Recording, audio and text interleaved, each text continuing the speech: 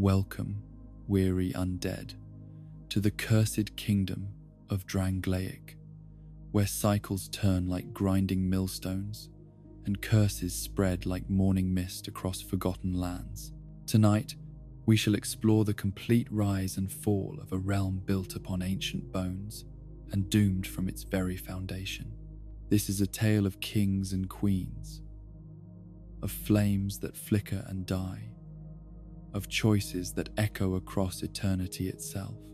So settle into the darkness, let your hollow heart find peace, and allow this story to wash over you like the tide that claims all shores. There is no urgency here, no need to grasp every detail. Simply drift with us through time itself, and let sleep take you when it calls. In the beginning, before memory became history and history became legend, there existed a world so alien to mortal understanding that even the wisest scholars struggle to comprehend its nature.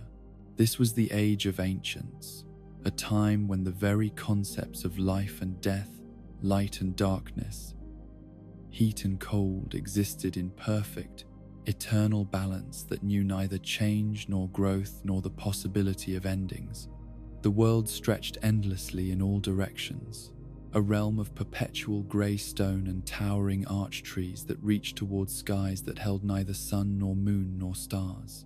These ancient giants of stone and bark had grown for time immemorial, their roots penetrating depths that no living being would ever fathom, their branches creating canopies that filtered the unchanging light of this primordial age into patterns of shadow and illumination that never shifted with the passage of hours or seasons. Above this timeless landscape soared the everlasting dragons, beings of such majesty and power that they seemed less like creatures than like forces of nature given physical form. Their scales were harder than the strongest steel, immune to all harm and decay, while their very presence seemed to embody the eternal stillness that characterized their age. These dragons knew neither birth nor death, neither hunger nor satisfaction, neither joy nor sorrow. They simply were, as they had always been, as they would always be, in a world where change itself was unknown. The dragons ruled not through conquest or dominion, but through simple existence, their immortal forms serving as living monuments to the perfect stasis that defined their realm.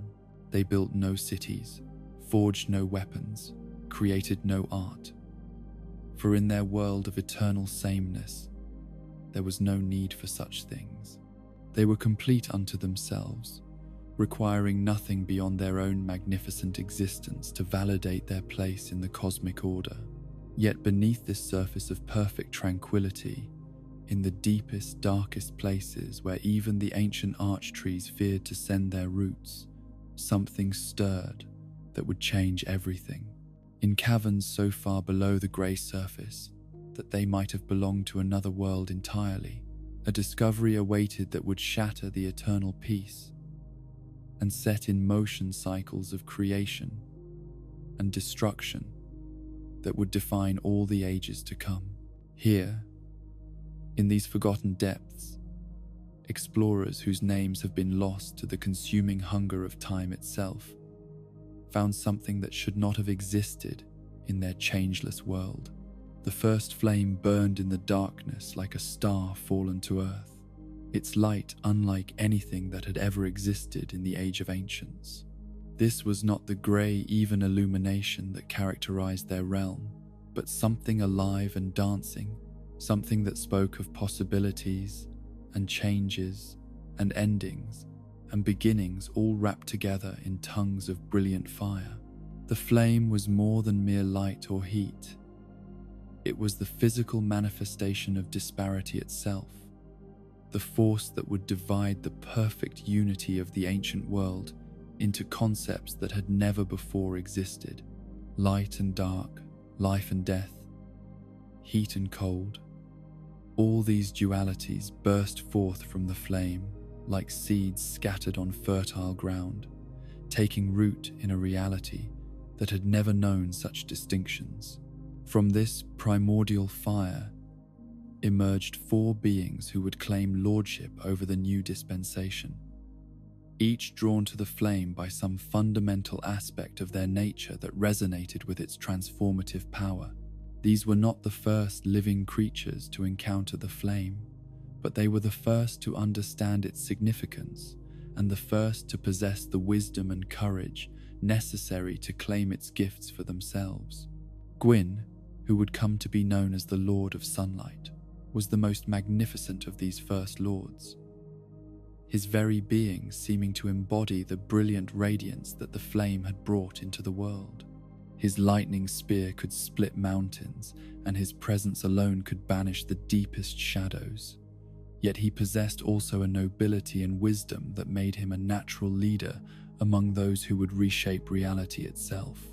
Beside him stood the Witch of Izalith, whose mastery of flame magic allowed her to nurture and shape the gift of fire in ways that complemented and enhanced Gwyn's raw power.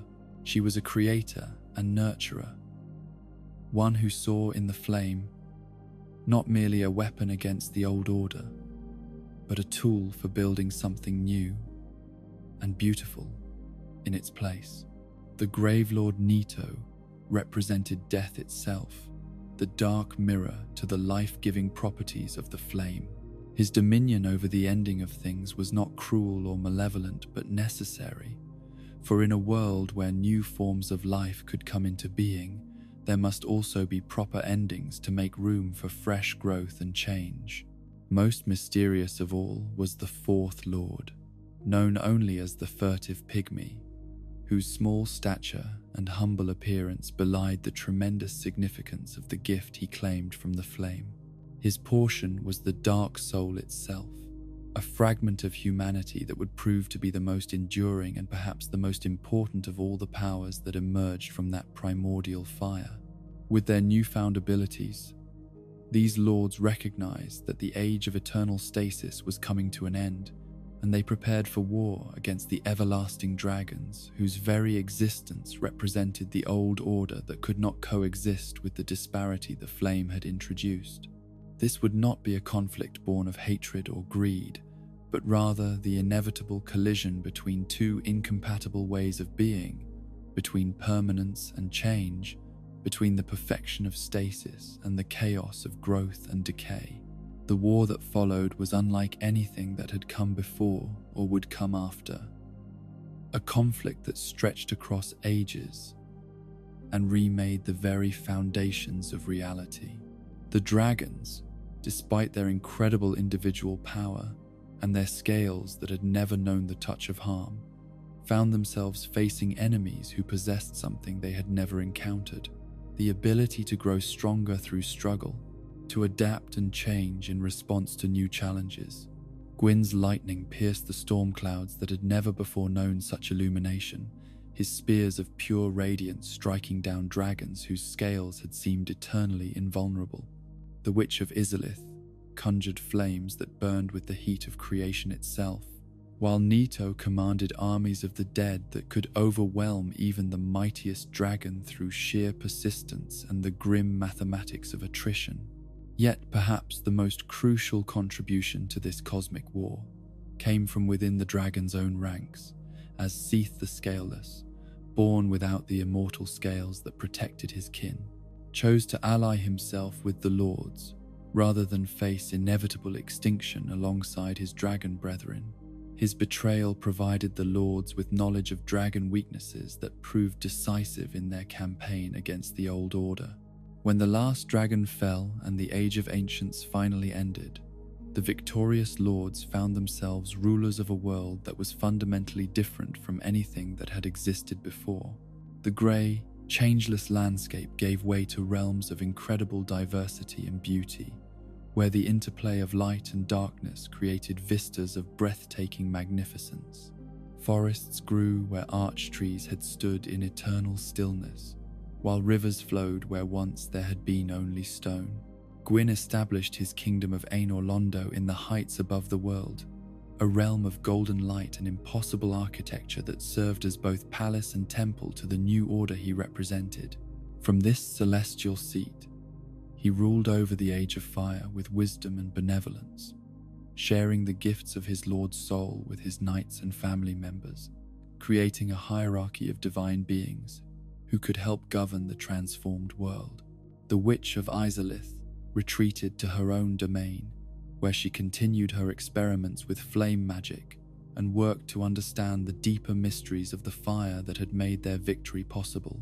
Her daughters learned at her side, each developing their own relationship with the primal forces that now shaped reality according to new and wonderful principles. Nito descended into the deepest places of the world, establishing his domain among the dead, and ensuring that the cycle of life and death could function smoothly in this new dispensation. His role was essential but thankless, for while all living beings benefited from the proper functioning of death, few were eager to contemplate too closely the mechanics of their own eventual endings. The furtive pygmy, meanwhile, seemed to vanish from the grand narratives of the New Age, his presence becoming so subtle and overlooked that many forgot he had ever existed. Yet his gift of the dark soul spread quietly through the world, becoming the foundation for an entirely new form of life. Humanity itself, small and seemingly insignificant, but carrying within each individual a fragment of that primordial darkness that complemented and balanced the brilliant light of the Lords. For an age beyond counting, this new order flourished and brought wonders into being that would have been impossible in the static perfection of the ancient world. Cities rose toward the heavens while scholars delved into mysteries that revealed new truths with each passing generation. Art and music and literature blossomed like flowers after rain, while warriors and heroes accomplished deeds that would be remembered in song and story for millennia to come. Yet even in this golden time, the wisest among the lords understood that their victory over the dragons had not eliminated change, but had instead made it the fundamental principle governing their world. Just as the Age of Ancients had given way to the Age of Fire, so too would their bright realm eventually face its own ending. The first flame, source of all the disparity and change that made their world possible, was not eternal, but rather a force that would inevitably begin to fade as it exhausted the fuel that sustained its burning. When that fading became undeniable, when the light began to dim and the warmth began to leave the world, Lord Gwyn faced the most difficult choice of his long existence. He could allow the flame to die naturally, accepting that endings are as necessary as beginnings in a world governed by change. Or he could sacrifice himself to feed the fire with his own essence, extending the Age of Fire at the cost of his own existence. The choice he made would echo through all the ages that followed, creating patterns and cycles that would define the fate of every kingdom and every soul that came after. In the end, driven by his love for the world he had helped create and his determination to protect it from the darkness he feared would follow the flame's extinction, Gwyn walked into the fire and became its fuel, linking his very soul to its continued burning. This act of supreme sacrifice succeeded in extending the Age of Fire, but it also created something that had never existed before, the undead curse. As Gwyn's essence mingled with the first flame, the boundary between life and death became blurred for certain individuals marked by the dark sign. These cursed beings would lose their humanity bit by bit with each death and resurrection, eventually becoming hollow, empty shells driven by base instincts and stripped of everything that had once made them who they were. The curse spread slowly at first, affecting only a few individuals who seemed randomly chosen by fate for this terrible burden. But as the cycles continued and more lords chose to link the fire rather than let it fade, the curse grew stronger and more widespread, until entire kingdoms would find themselves consumed by the plague of undeath that turned their populations into shambling hollows. This was the world into which the kingdom of Drangleic would eventually be born. A realm where the cycles of fire and darkness had been turning for ages beyond memory, where the very act of preventing endings had created new forms of suffering that defied all attempts at healing. The stage was set for another kingdom to rise and fall, for another king to face the impossible choice between sacrifice and surrender, and for the wheel of fate to turn once more with all the inexorable certainty of the tides themselves. The flame continued to burn, fed by the sacrifice of lords and heroes whose names would be forgotten, even as their essence sustained the light that held back the dark. And in that burning, in that endless cycle of sacrifice and renewal, the seeds were planted for every tragedy and triumph that would follow, including the rise of a distant kingdom called Drangleic, and the curse that would ultimately consume it just as it had consumed so many others before. In the distant reaches of the known world, far beyond the crumbling spires of Lordran and the fading embers of Gwyn's sacrifice, there wandered a man whose name would one day echo through the halls of history like thunder, rolling across an endless plain. He was not yet a king. This solitary figure who walked the forgotten roads between kingdoms, though destiny had already begun to weave its invisible threads around his footsteps, he carried with him only the bare necessities of survival and a hunger that burned deeper than any physical need, a desperate yearning for power that could break the cycles of death and decay that had claimed every realm he had ever known. This unnamed wanderer had witnessed the slow collapse of his homeland, had watched as the undead curse spread through its population like wildfire through dry grass, transforming beloved friends and family members into hollow shells of their former selves. He had seen proud warriors reduced to mindless automatons who swung their swords at shadows, had watched scholars and poets forget their own names, as the curse stripped away everything that had once made them human. The sight of this gradual dissolution had planted a seed of obsession in his heart that would grow with each passing year into something approaching madness. He would not accept that such endings were inevitable. He would not bow before the cruel mathematics of entropy that demanded all kingdoms must fall and all lives must end in meaningless decay.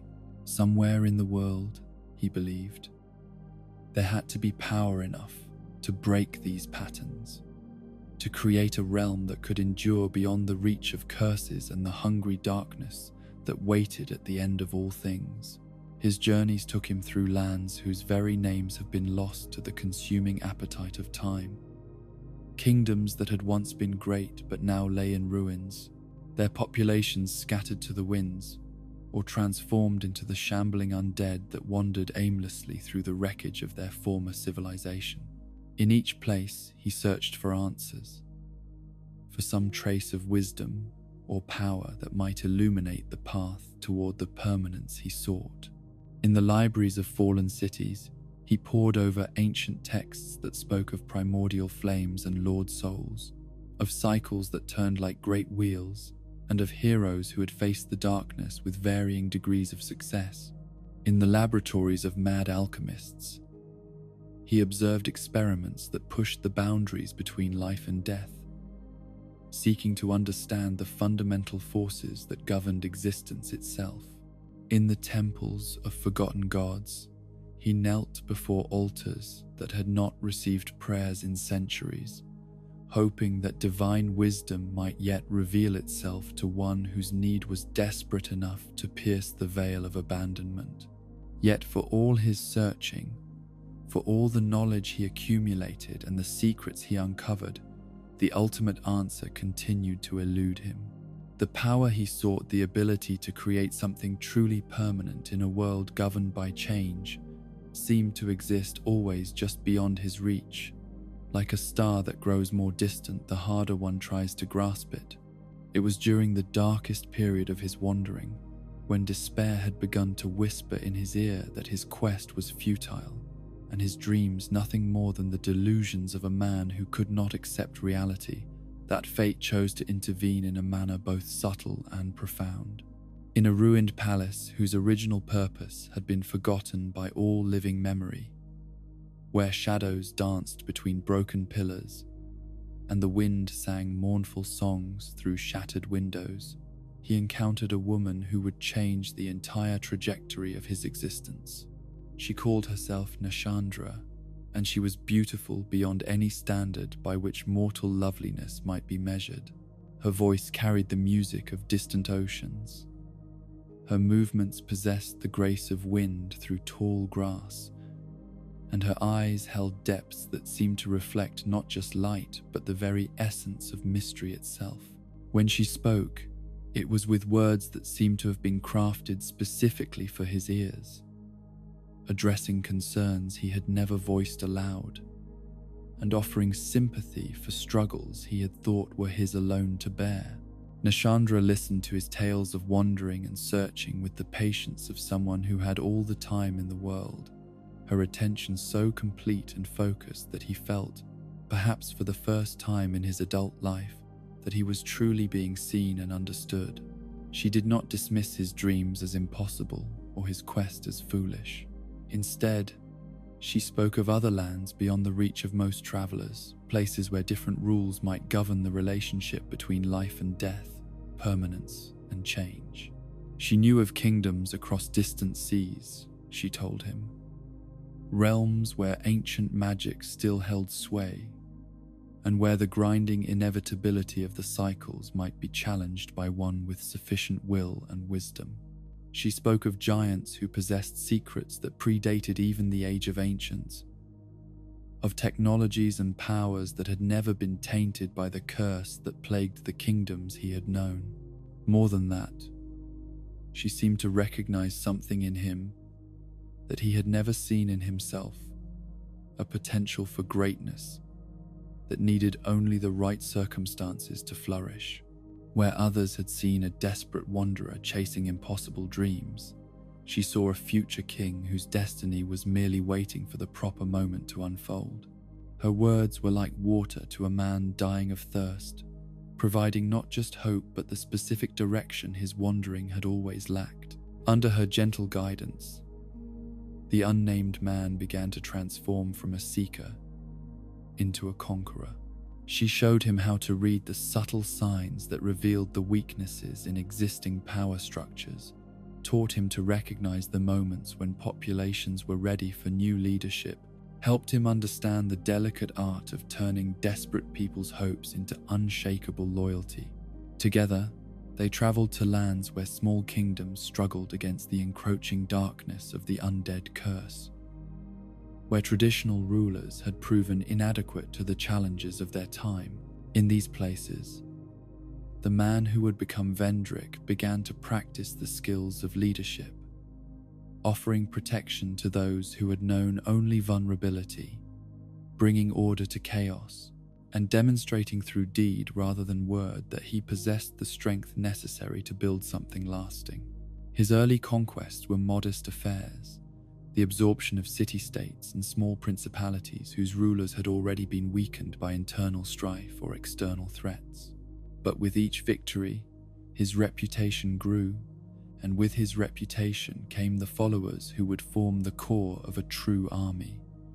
Warriors fleeing the collapse of their own kingdoms sought service under his banner.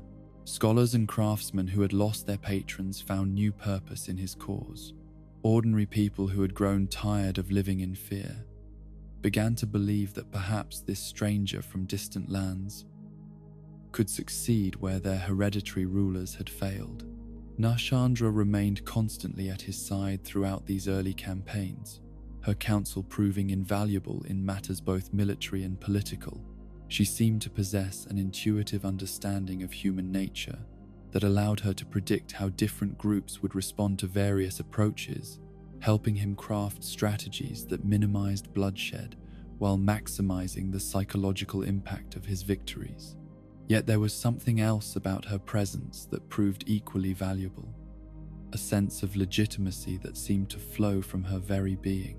When she stood beside him as he addressed conquered populations or negotiated with potential allies, people looked upon him not as a foreign conqueror, but as someone who had been chosen by forces beyond their understanding for the role he now claimed. Her beauty and apparent wisdom suggested that he was a man worthy of remarkable companions, while her obvious devotion to his cause implied that his vision must indeed be worthy of such loyalty. As their conquests expanded and their reputation spread, they began to attract the attention of more significant powers. Neighboring kingdoms sent emissaries to negotiate rather than risk facing his growing army in open battle. Trading guilds offered favorable terms in exchange for access to the territories he controlled. Even representatives of distant realms began to arrive at his makeshift court, curious about this upstart who seemed to be succeeding where so many others had failed. It was during this period of rapid expansion that the future Vendrick began to develop the vision that would guide his greatest achievements. He would not merely conquer existing kingdoms and rule over their ruins. Instead, he would create something entirely new, a realm built from the ground up according to principles that could resist the forces of decay that had claimed every other civilization he had studied. This new kingdom would need to be more than just militarily powerful or economically prosperous. It would need to embody a different relationship with the fundamental forces that governed existence itself. Where other realms had accepted the inevitability of cycles and endings, his kingdom would be built to endure. Where others had bowed before the undead curse as an inescapable fact of life, his realm would find ways to hold back the tide of hollowing that turned humans into empty shells. The location for this great experiment would need to be chosen with extraordinary care. It could not be built in lands already tainted by the failures of previous civilizations or corrupted by the spreading influence of the curse. It would need to be somewhere that offered both strategic advantages and symbolic significance, a place where the very geography seemed to support the dream of permanence he carried in his heart. Nashandra, as always, proved instrumental in identifying the perfect location. She spoke of lands across the sea, territories that had remained largely isolated from the great powers and the great failures of the known world.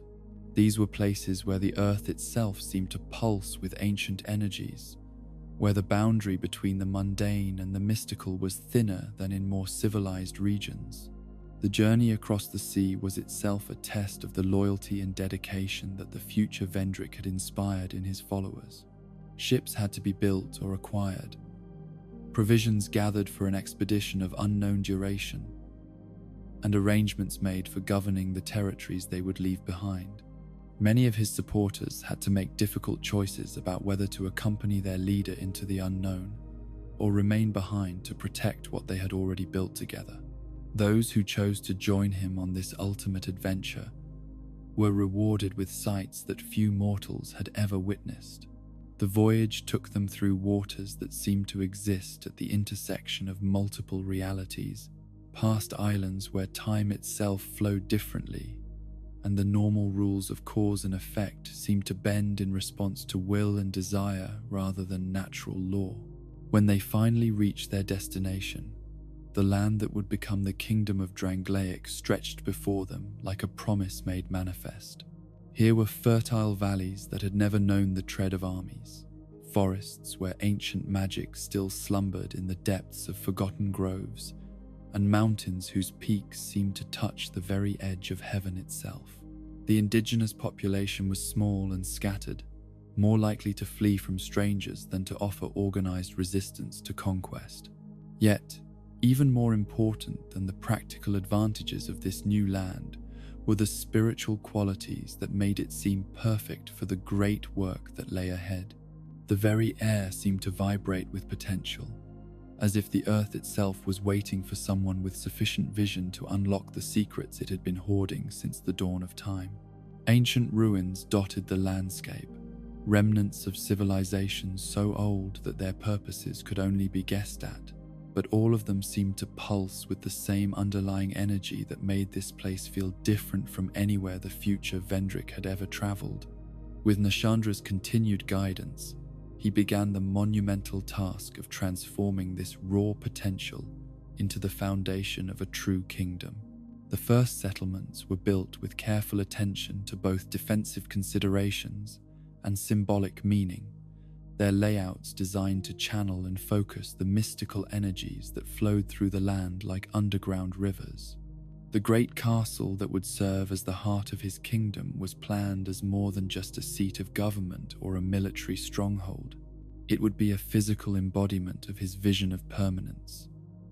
Its very architecture designed to resist not just physical assault, but the more subtle forms of decay that had claimed so many other civilizations. Every stone was chosen and placed with ritualistic precision. Every chamber designed to serve purposes both practical and mystical. As the castle rose from the earth like a mountain carved by divine hands, so too did the kingdom around it begin to take shape. Towns and cities were founded according to principles that balanced the needs of commerce and defense with deeper considerations of harmony and spiritual significance. Roads were laid out to connect not just centers of population but sacred sites and sources of power that had been identified through careful exploration of the new land. The people who had followed Vendrick across the sea found themselves transformed by the act of creation in which they participated. No longer were they simply subjects of a conqueror or refugees seeking protection from chaos. They had become citizens of something genuinely new, participants in an experiment that could reshape the relationship between humanity and the forces that governed its fate. Under Nashandra's subtle influence, the cultural foundations of the new kingdom began to take on characteristics that would prove crucial to its later development. Art and scholarship were encouraged, not just as expressions of human creativity, but as means of exploring and understanding the deeper mysteries of existence. Warriors were trained not just in the techniques of combat, but in the spiritual disciplines that could help them resist the corrupting influence of violence and death. Most importantly, the entire kingdom was structured around the belief that the cycles of decay and renewal that had claimed every other civilization were not immutable laws of nature, but challenges that could be overcome through sufficient knowledge and determination.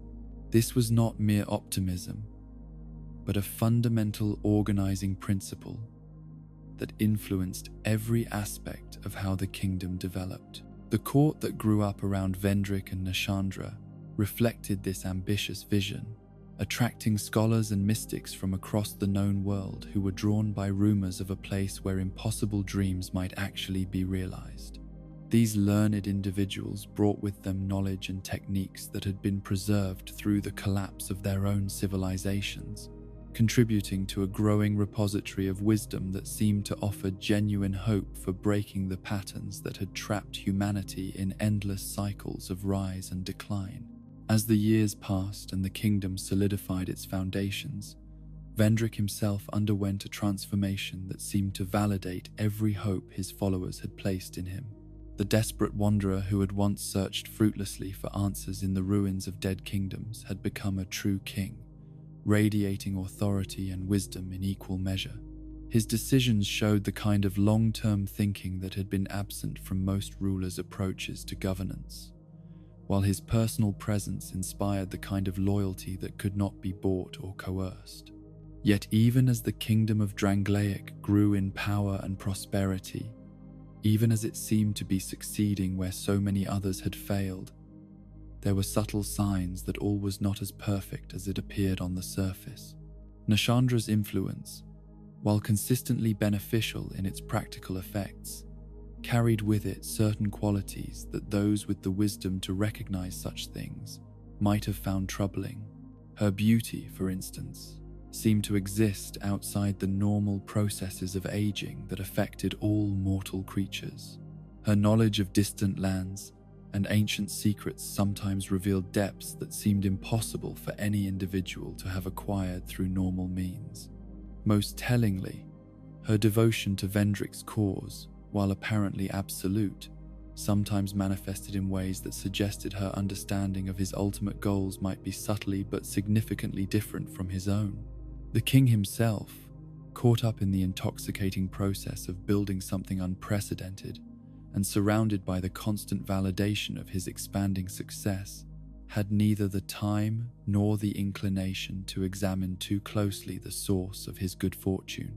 Nashandra's counsel had proven so consistently valuable, her presence so essential to his sense of purpose and identity, that questioning her motivations or origins seemed not just unnecessary, but almost blasphemous.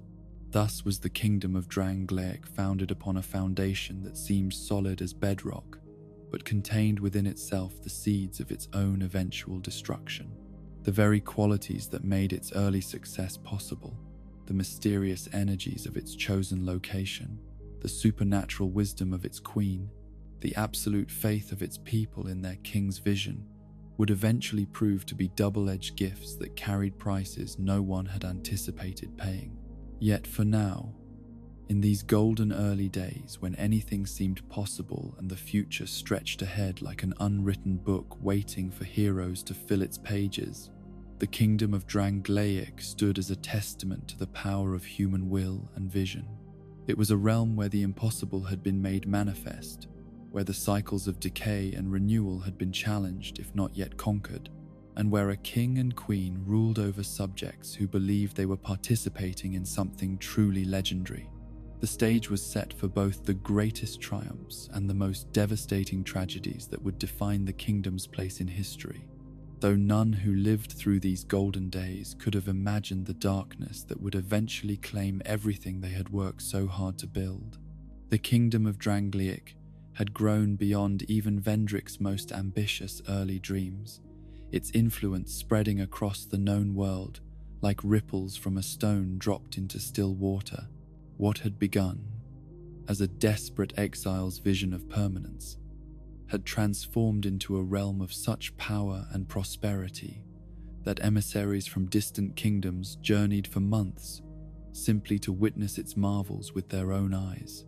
The great castle that served as its heart had expanded into a complex of interconnected structures that seemed to defy the normal limitations of architecture, while the surrounding lands bloomed with cities and towns that represented the pinnacle of civilization's achievements.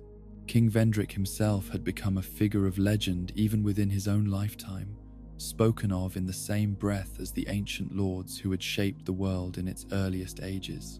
His wisdom in matters of governance had created a system of laws and institutions that seemed to function with clockwork precision, while his strategic brilliance had secured his kingdom's borders against all potential threats without resorting to the endless warfare that plagued less fortunate realms.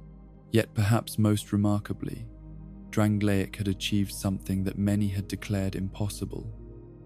It had successfully held back the tide of the undead curse that had consumed so many other civilizations. Through a combination of careful research, innovative magical techniques, and what seemed to be sheer force of will, the kingdom had created methods for containing and even reversing the hollowing process that turned living beings into empty shells of their former selves. The royal court had attracted the greatest minds of the age, scholars and mystics who contributed their knowledge to an ever-growing understanding of the fundamental forces that governed existence itself. Libraries filled with treatises on subjects that ranged from practical statecraft to the deepest mysteries of life and death, while laboratories and workshops produced innovations that improved the lives of citizens throughout the realm. Under Queen Nashandra's graceful influence, the cultural life of the kingdom had flourished in ways that complemented and enhanced its material prosperity. Art and music had reached heights of sophistication that made Drangleic's court the envy of every other civilization, while the development of philosophy and literature had created new ways of understanding humanity's place in the cosmic order. The royal couple themselves had become symbols of everything the kingdom represented. Vendrick's transformation from wandering exile to wise ruler was celebrated in countless songs and stories, While Nishandra's beauty and wisdom had made her the subject of poetry that compared her to goddesses and legendary queens of ages past, their partnership seemed to embody the perfect balance between masculine strength and feminine grace, between the practical necessities of governance and the higher aspirations that lifted civilization above mere survival. Yet it was precisely at this moment of apparent triumph, when the kingdom seemed to have achieved everything its founders had dreamed and more, that the first shadows began to gather on the horizon of its future. Success, it seemed, carried with it temptations and dangers that could be just as destructive as the failures that had claimed other realms. The prosperity and security that Drangleic had achieved had begun to breed a subtle but dangerous complacency among its people. The generation that had participated in the kingdom's founding, who remembered the struggles and sacrifices that had made their current comfort possible, was gradually being replaced by younger citizens who had known nothing but abundance and peace. These new generations took their kingdom's achievements for granted, assuming that the cycles of decay and renewal that had claimed other civilizations were simply irrelevant to their exceptional realm. More troubling still were the changes that success had wrought in King Vendrick himself. The desperate hunger for permanence that had driven his early conquests had evolved into something approaching obsession, a need to not merely maintain what he had built, but to expand it beyond any reasonable limits. The man who had once been content to create a single enduring kingdom now dreamed of an empire that would encompass the entire world, bringing every corner of existence under the beneficent rule of Drangleic's enlightened system. This transformation in the king's vision was subtle at first, manifesting in relatively minor policy changes and diplomatic initiatives that seemed like natural extensions of his earlier successes. Trade agreements were negotiated with increasingly distant partners.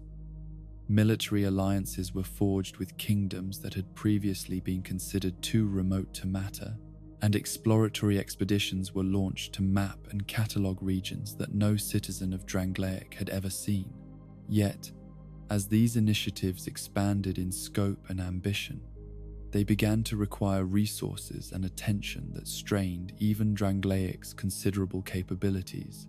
The careful balance that had made the kingdom's early growth sustainable started to shift as more and more effort was devoted to projects that promised future benefits rather than addressing present needs. It was during this period of imperial expansion that reports began to reach the royal court of lands across the sea, where strange and powerful beings dwelt in isolation from the rest of the world. These were the giants, creatures of such immense size and apparent longevity that they seemed to represent a different order of existence entirely.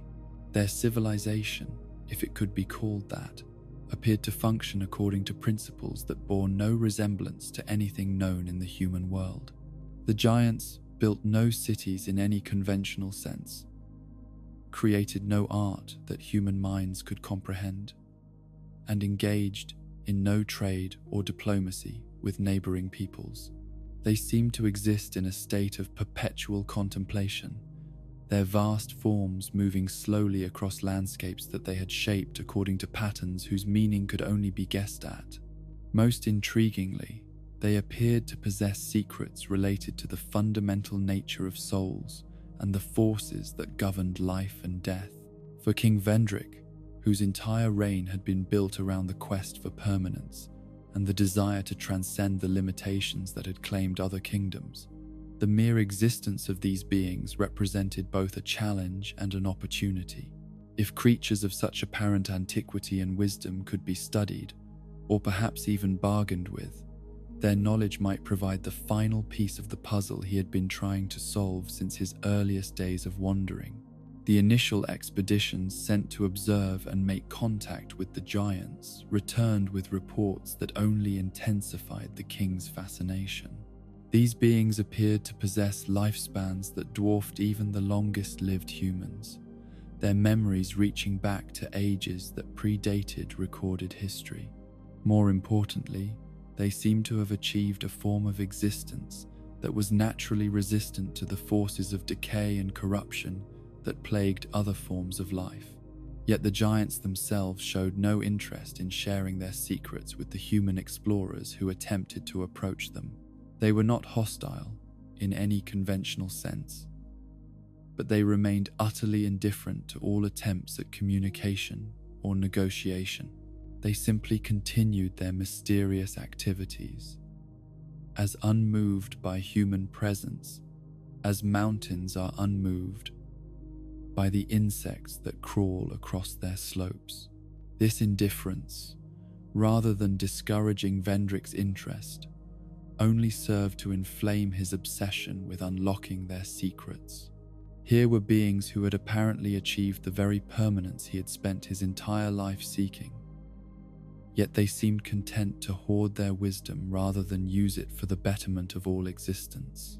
Such selfishness, in his increasingly distorted view, was not merely unfortunate, but actively evil, a crime against the cosmic order that demanded correction.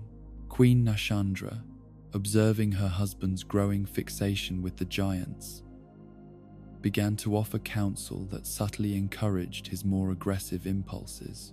She spoke of the moral obligation that enlightened rulers bore to share knowledge and wisdom with those who could use it for good. She pointed out that the giants' refusal to engage in diplomacy or trade suggested an arrogance that deserved to be humbled. Most persuasively, she argued that beings who possessed such power but chose to remain isolated from the struggles of the world had forfeited any claim to moral protection.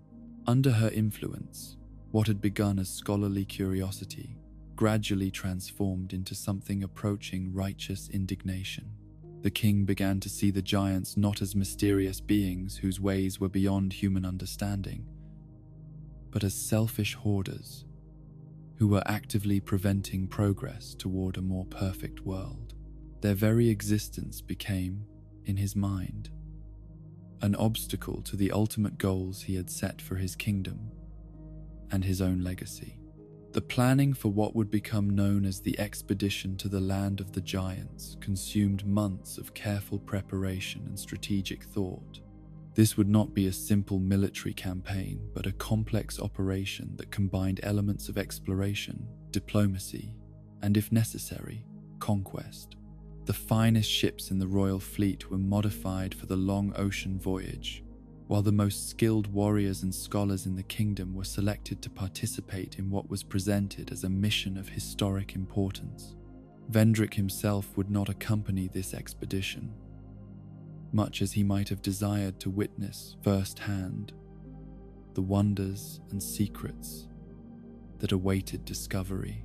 The responsibilities of kingship, particularly during a time when the kingdom was engaged in such ambitious expansion, required his continued presence in Drangleic. Instead, he would entrust the mission to his most capable generals and advisors, providing them with detailed instructions for every contingency he could imagine.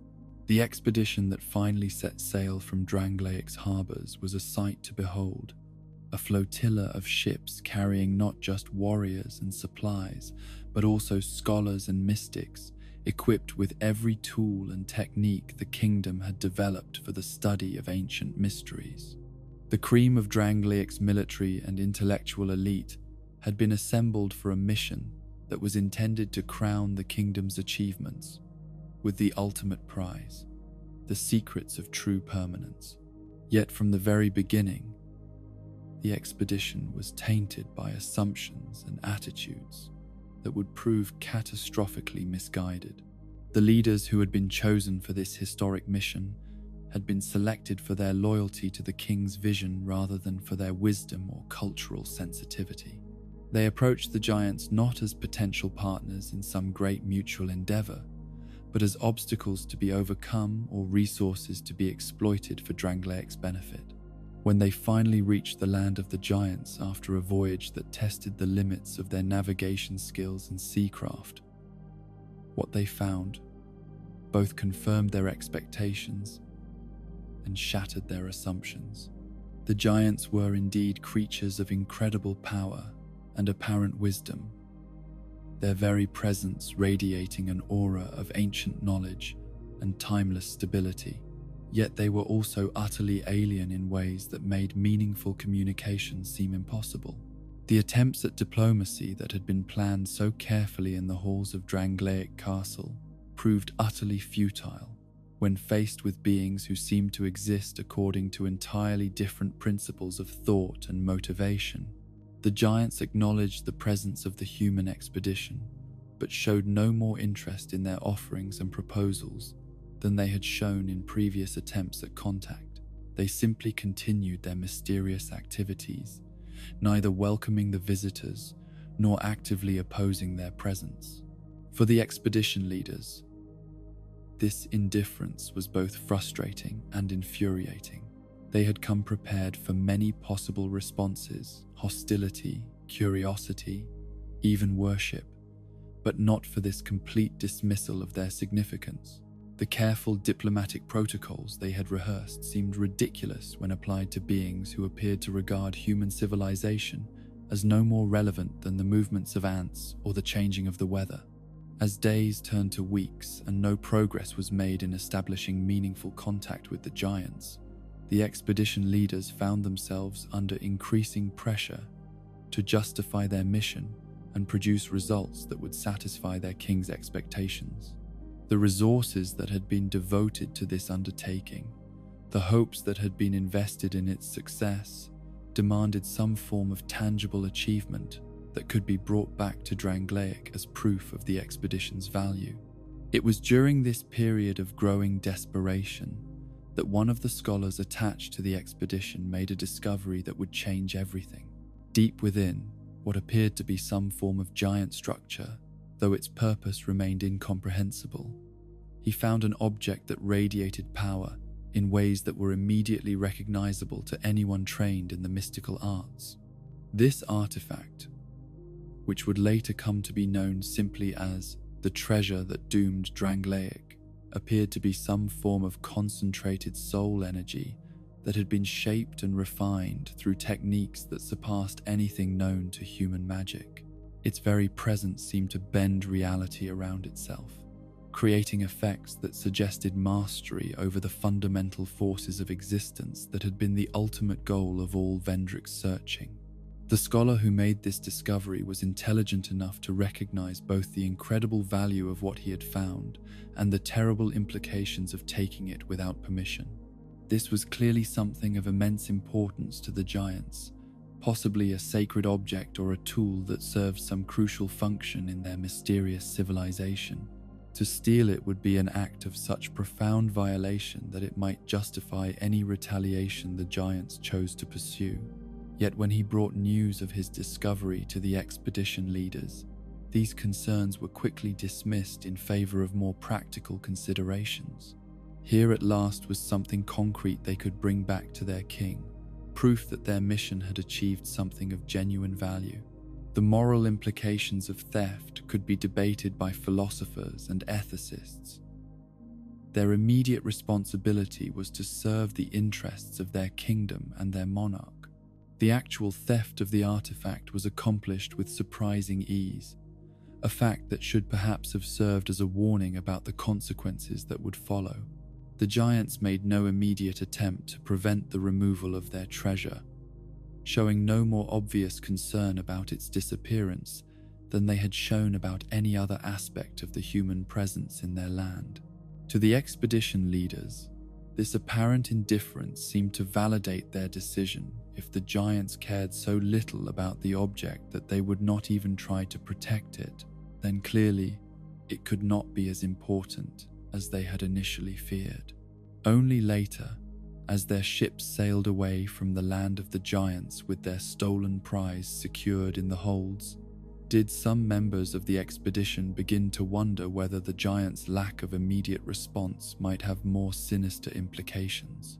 Perhaps these ancient beings simply operated according to different concepts of time and consequence, taking longer to recognize theft and formulate responses, but eventually reacting with all the terrible power their size, and apparent wisdom suggested they possessed. The return voyage to Drangleic was marked by a sense of triumphant anticipation that overshadowed any concerns about possible retaliation. The expedition leaders had succeeded beyond their most optimistic expectations, bringing back not just knowledge about the giants, but an actual artifact of their power that could be studied and perhaps even replicated. The implications for Drangleic's continued growth and development seemed limitless. King Vendrick's reaction to the news of the expedition's success exceeded even their hopes for royal approval and reward. The artifact they had recovered represented exactly the kind of breakthrough he had been seeking throughout his entire reign, a tangible piece of the puzzle that might finally allow him to achieve the permanence that had always been his ultimate goal. The theft that had made this discovery possible seemed, from his perspective, entirely justified by the benefits it would bring to his kingdom and his people. Yet even as Vendrick celebrated this apparent triumph, even as he began planning the research programs that would unlock the artifact's secrets, the consequences of his expedition's actions were already beginning to manifest in ways that no one in Drangleic could have anticipated. The giants, for all their apparent indifference to human concerns, had not ignored the violation that had been committed against them. Their response, when it finally came, would be swift, terrible, and utterly without mercy, a retaliation that would transform Vendrick's greatest apparent success into the catalyst for his kingdom's eventual destruction. The ships that appeared on Drangleic's horizon carried beings whose size and power exceeded anything the kingdom's defenders had prepared for. Creatures motivated by a rage that had been building since the moment their sacred treasure had been stolen from their homeland. The war that followed would test every assumption about strength and wisdom that had made Drangleic's rise possible, ultimately revealing the fatal flaws in a kingdom that had believed itself beyond the reach of the cycles that claimed all mortal civilizations. The Golden Age was about to end in fire and blood, though none who lived through those final days of peace could have imagined how completely their world was about to be transformed by the price of their king's ambition and the terrible arithmetic of divine retribution. The invasion that descended upon Drangleic arrived not with the thunder of conventional warfare, but with the relentless inevitability of an avalanche, each giant warrior standing like a moving mountain against the horizon, as their impossible forms blocked out the very sun itself. These were not the distant, contemplative beings that Vendrick's expedition had observed in their homeland, absorbed in mysterious activities that seemed to transcend human understanding. The creatures that now set foot upon Drangleic's shores carried within their massive frames a fury so profound and ancient that it seemed to reshape the very air around them, transforming the kingdom's familiar landscapes into something alien and terrible. The first coastal settlements to witness the giants' arrival sent frantic messengers racing inland with reports that sounded more like the ravings of madmen than coherent military intelligence. Ships the size of floating castles had appeared on the horizon, they claimed, carrying beings whose heads reached higher than the tallest trees, and whose footsteps left craters in solid stone. The very sea seemed to retreat before their advance, as if the ocean itself recognized the awesome power of their righteous wrath and chose to offer no obstacle to their passage. King Vendrick, receiving these initial reports in the comfortable familiarity of his throne room, found himself torn between disbelief and a growing dread that seemed to originate from some deep place within his soul that he had never acknowledged before. The logical part of his mind insisted that such descriptions had to be exaggerations born of panic and fear, the natural tendency of terrified witnesses to magnify threats beyond their actual proportions. Yet another part of him, a voice that sounded disturbingly like his own conscience, whispered that this was exactly the kind of retaliation that should have been expected from beings whose sacred treasures had been violated. The truth when it finally became undeniable, exceeded even the most fantastic reports that had reached the royal court. The giants who now made war upon Drangleic were creatures of such immense size and power that they seemed to belong more to the realm of natural disasters than conventional military threats. Each individual warrior stood taller than the kingdom's mightiest siege engines, their weapons carved from materials that no human smith had ever seen, their armor forged according to principles that made mockery of everything Drangleic's military engineers thought they understood about protection and defense. Yet it was not merely their physical advantages that made the giants such terrifying opponents. These beings moved with a coordination and purpose that spoke of intelligence far beyond mere animal cunning, their attacks planned and executed with strategic sophistication that revealed intimate knowledge of their enemy's strengths and weaknesses. They had not come to Drangleic in blind rage, but with calculated determination to extract a price that would match the magnitude of the violation that had been committed against them. The first major engagement between Drangleic's forces and the invading giants took place on the broad plains that had once served as peaceful farmland feeding the kingdom's growing cities. The battle that unfolded there would be remembered by the few survivors as a demonstration of the fundamental difference between human warfare and something approaching divine judgment made manifest in physical form. Drangleic's army, despite being caught unprepared for enemies of such unprecedented size and power, initially attempted to apply the conventional military tactics that had served them so well in previous conflicts. Cavalry charges were organized against the giants' legs, while archers sought to find weak points in their seemingly impenetrable armor. Siege engines were hastily repositioned to target these massive opponents, their crews working with desperate efficiency to bring their weapons to bear against foes who towered above even their highest trajectories. For a brief, hopeful moment, it seemed as though human ingenuity and determination might prove sufficient to overcome even such overwhelming odds. The giants, for all their size and apparent invulnerability, moved with the ponderous deliberation of truly massive creatures, their reactions slow enough that quick-thinking human warriors could dart between their legs and strike at what appeared to be vulnerable joints and connections. Yet this hope proved as fragile as morning mist before the rising Sunday. The giant's seeming vulnerability was revealed to be nothing more than the patient tolerance of beings so vast and powerful that human attacks registered as little more than the stings of particularly annoying insects. When they finally chose to respond in earnest, their retaliation came with a swiftness and violence that shattered every assumption about the relationship between size and speed. The weapons wielded by the giant warriors were works of craftsmanship that transcended anything known to human smiths, tools of war that seemed to have been carved from the very bones of the earth itself. When these massive implements struck the ground, they created craters that swallowed entire units of Drangleic's finest soldiers. When they swept through the air, they generated winds that knocked cavalry from their saddles and sent arrows spinning helplessly off course. More terrifying still was the discovery that the giants possessed abilities that went beyond mere physical prowess.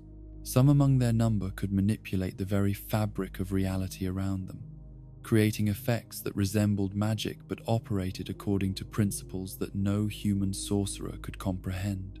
Earth and stone flowed like water at their command, while the air itself became a weapon that could crush armor and bone with equal ease.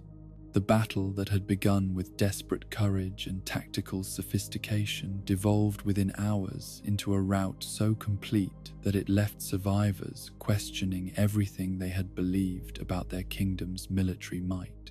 The army that had seemed so formidable when arrayed against human opponents proved utterly inadequate when faced with beings whose very existence challenged the fundamental assumptions upon which all conventional warfare was based. Those soldiers who managed to escape the slaughter carried with them not just physical wounds but psychological trauma that would never fully heal. They had witnessed the destruction of their most cherished beliefs about strength and valor, had seen their mightiest weapons prove as useless as toys against enemies who seemed to embody forces of nature rather than mortal creatures. The confidence that had made Drangleiac's military expansion possible was shattered as completely as the bodies of those who had fallen on that terrible field. King Vendrick, receiving reports of this catastrophic defeat, found himself confronting a crisis that went far beyond mere military setback. The giants' victory had not been achieved through superior numbers or better tactics, but through a fundamental advantage that could not be overcome through any conventional means. His kingdom faced an enemy that existed on an entirely different scale of power, beings whose casual destruction of his finest forces suggested that all his achievements might be nothing more than elaborate sandcastles waiting for the tide to claim them. Yet it was not just the military implications of the giants' invasion that began to tear at the foundations of Vendrick's kingdom. The psychological impact of facing such overwhelming enemies spread through the population like a plague, destroying the confidence and optimism that had made Drangleiac's remarkable growth possible. Citizens who had lived their entire lives believing in their kingdom's exceptional destiny suddenly found themselves confronting evidence that all their achievements could be swept away by forces they could neither understand nor resist. The carefully constructed systems of governance and social organization that had made Drangleiac a model of enlightened civilization began to show signs of strain as panic and despair replaced the civic pride that had bound the kingdom together. Trade networks that had operated smoothly for decades started to break down as merchants abandoned their routes rather than risk encountering the giants or their unpredictable sphere of influence. Agricultural production, the foundation of the kingdom's prosperity, suffered as farmers fled their fields or found themselves unable to work land that had been transformed into battlegrounds. Even more troubling than these practical concerns were the changes that began to manifest in King Vendrick himself. The confident ruler who had built his kingdom through a combination of vision and determination found himself increasingly consumed by doubt and paranoia as the true magnitude of his situation became clear. The theft of the giant's treasure, which had seemed so justified when measured against his kingdom's needs, now appeared as a catastrophic error in judgment that had doomed everything he had worked to build. In his private chambers, away from the courtiers and advisors who still looked to him for leadership and solutions, Vendrick began to confront the possibility that his entire reign had been built upon foundations far more fragile than he had ever imagined. The permanence he had sought to create through careful planning and enlightened governance was proving as vulnerable to external forces as any of the failed kingdoms whose ruins had driven him to seek better solutions in the first place. Queen Nashandra, observing her husband's growing despair with what appeared to be sympathetic concern, began to offer counsel that seemed designed to help him navigate this unprecedented crisis. She spoke soothingly of temporary setbacks and ultimate victories, reminding him of all the obstacles he had overcome during his rise to power. The giants, she suggested, were certainly formidable opponents, but they were not invincible creatures beyond the reach of human ingenuity and determination. Yet, there was something in the Queen's response to the unfolding catastrophe that struck those few observers wise enough to pay attention as subtly but significantly inappropriate. Where others in the royal court displayed the shock and horror that such a disaster naturally inspired, Nashandra seemed almost unsurprised by the turn of events. Her counsel, while ostensibly supportive and encouraging, contained elements that seemed calculated to drive Vendrick toward increasingly desperate measures rather than helping him find genuine solutions to his kingdom's predicament. She spoke frequently of the need for bold action and decisive leadership, urging her husband not to allow temporary defeats to undermine his confidence in his ultimate destiny. The giants, she argued, were testing his resolve rather than attempting to destroy him completely. If he could prove himself worthy through sufficient courage and sacrifice, they might eventually be persuaded to withdraw or even to share their secrets in recognition of his strength and determination. Such advice, coming from anyone else, might have been dismissed as the well-meaning but naive suggestions of someone who failed to grasp the true scope of the threat they faced. Yet Nashandra had proven herself so consistently wise and prescient throughout their partnership that her words carried weight far beyond what their surface logic might have justified. If she believed that the situation was not as hopeless as it appeared, then perhaps there were indeed paths forward that had not yet been explored. Under her influence, Vendrick began to develop strategies that focused not on conventional military solutions, but on approaches that drew upon the mystical knowledge and ancient techniques his kingdom had accumulated during its years of prosperity. If the giants possessed power that transcended normal physical limitations, then perhaps they could be countered through methods that operated according to similar principles. The royal workshops and laboratories, which had previously been devoted to projects of theoretical research and practical innovation, were repurposed to focus entirely on developing weapons and techniques that might prove effective against enemies of such unprecedented scale and ability. Scholars who had spent years studying the fundamental nature of souls and magic found themselves pressed into service as military consultants. Their abstract theories suddenly transformed into matters of life and death for their entire civilization.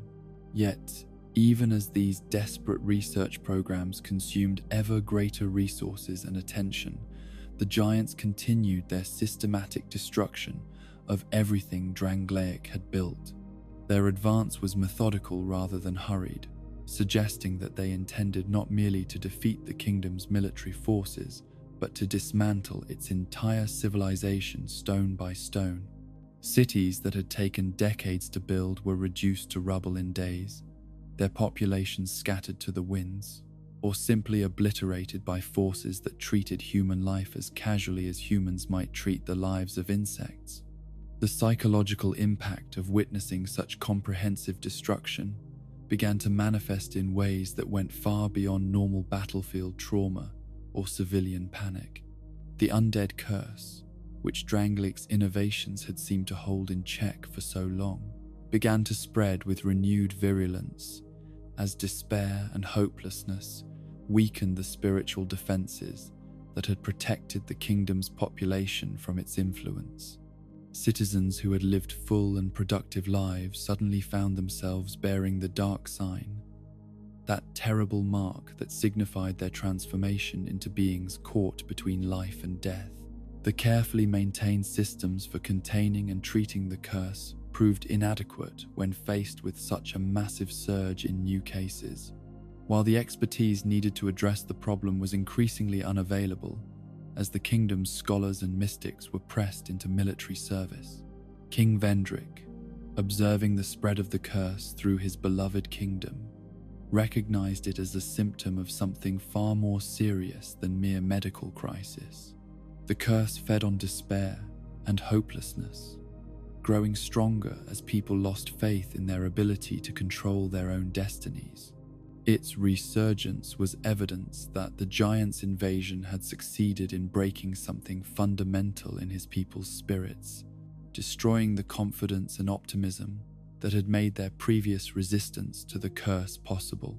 Yet even this recognition of the deeper dimensions of his kingdom's crisis was not enough to prepare Vendrick for the revelation that would shatter his understanding of everything he thought he knew about his situation. The truth about Queen Nashandra, when it finally became impossible to deny, would transform his perception of the giant's invasion from a terrible external threat into something far more sinister and personal.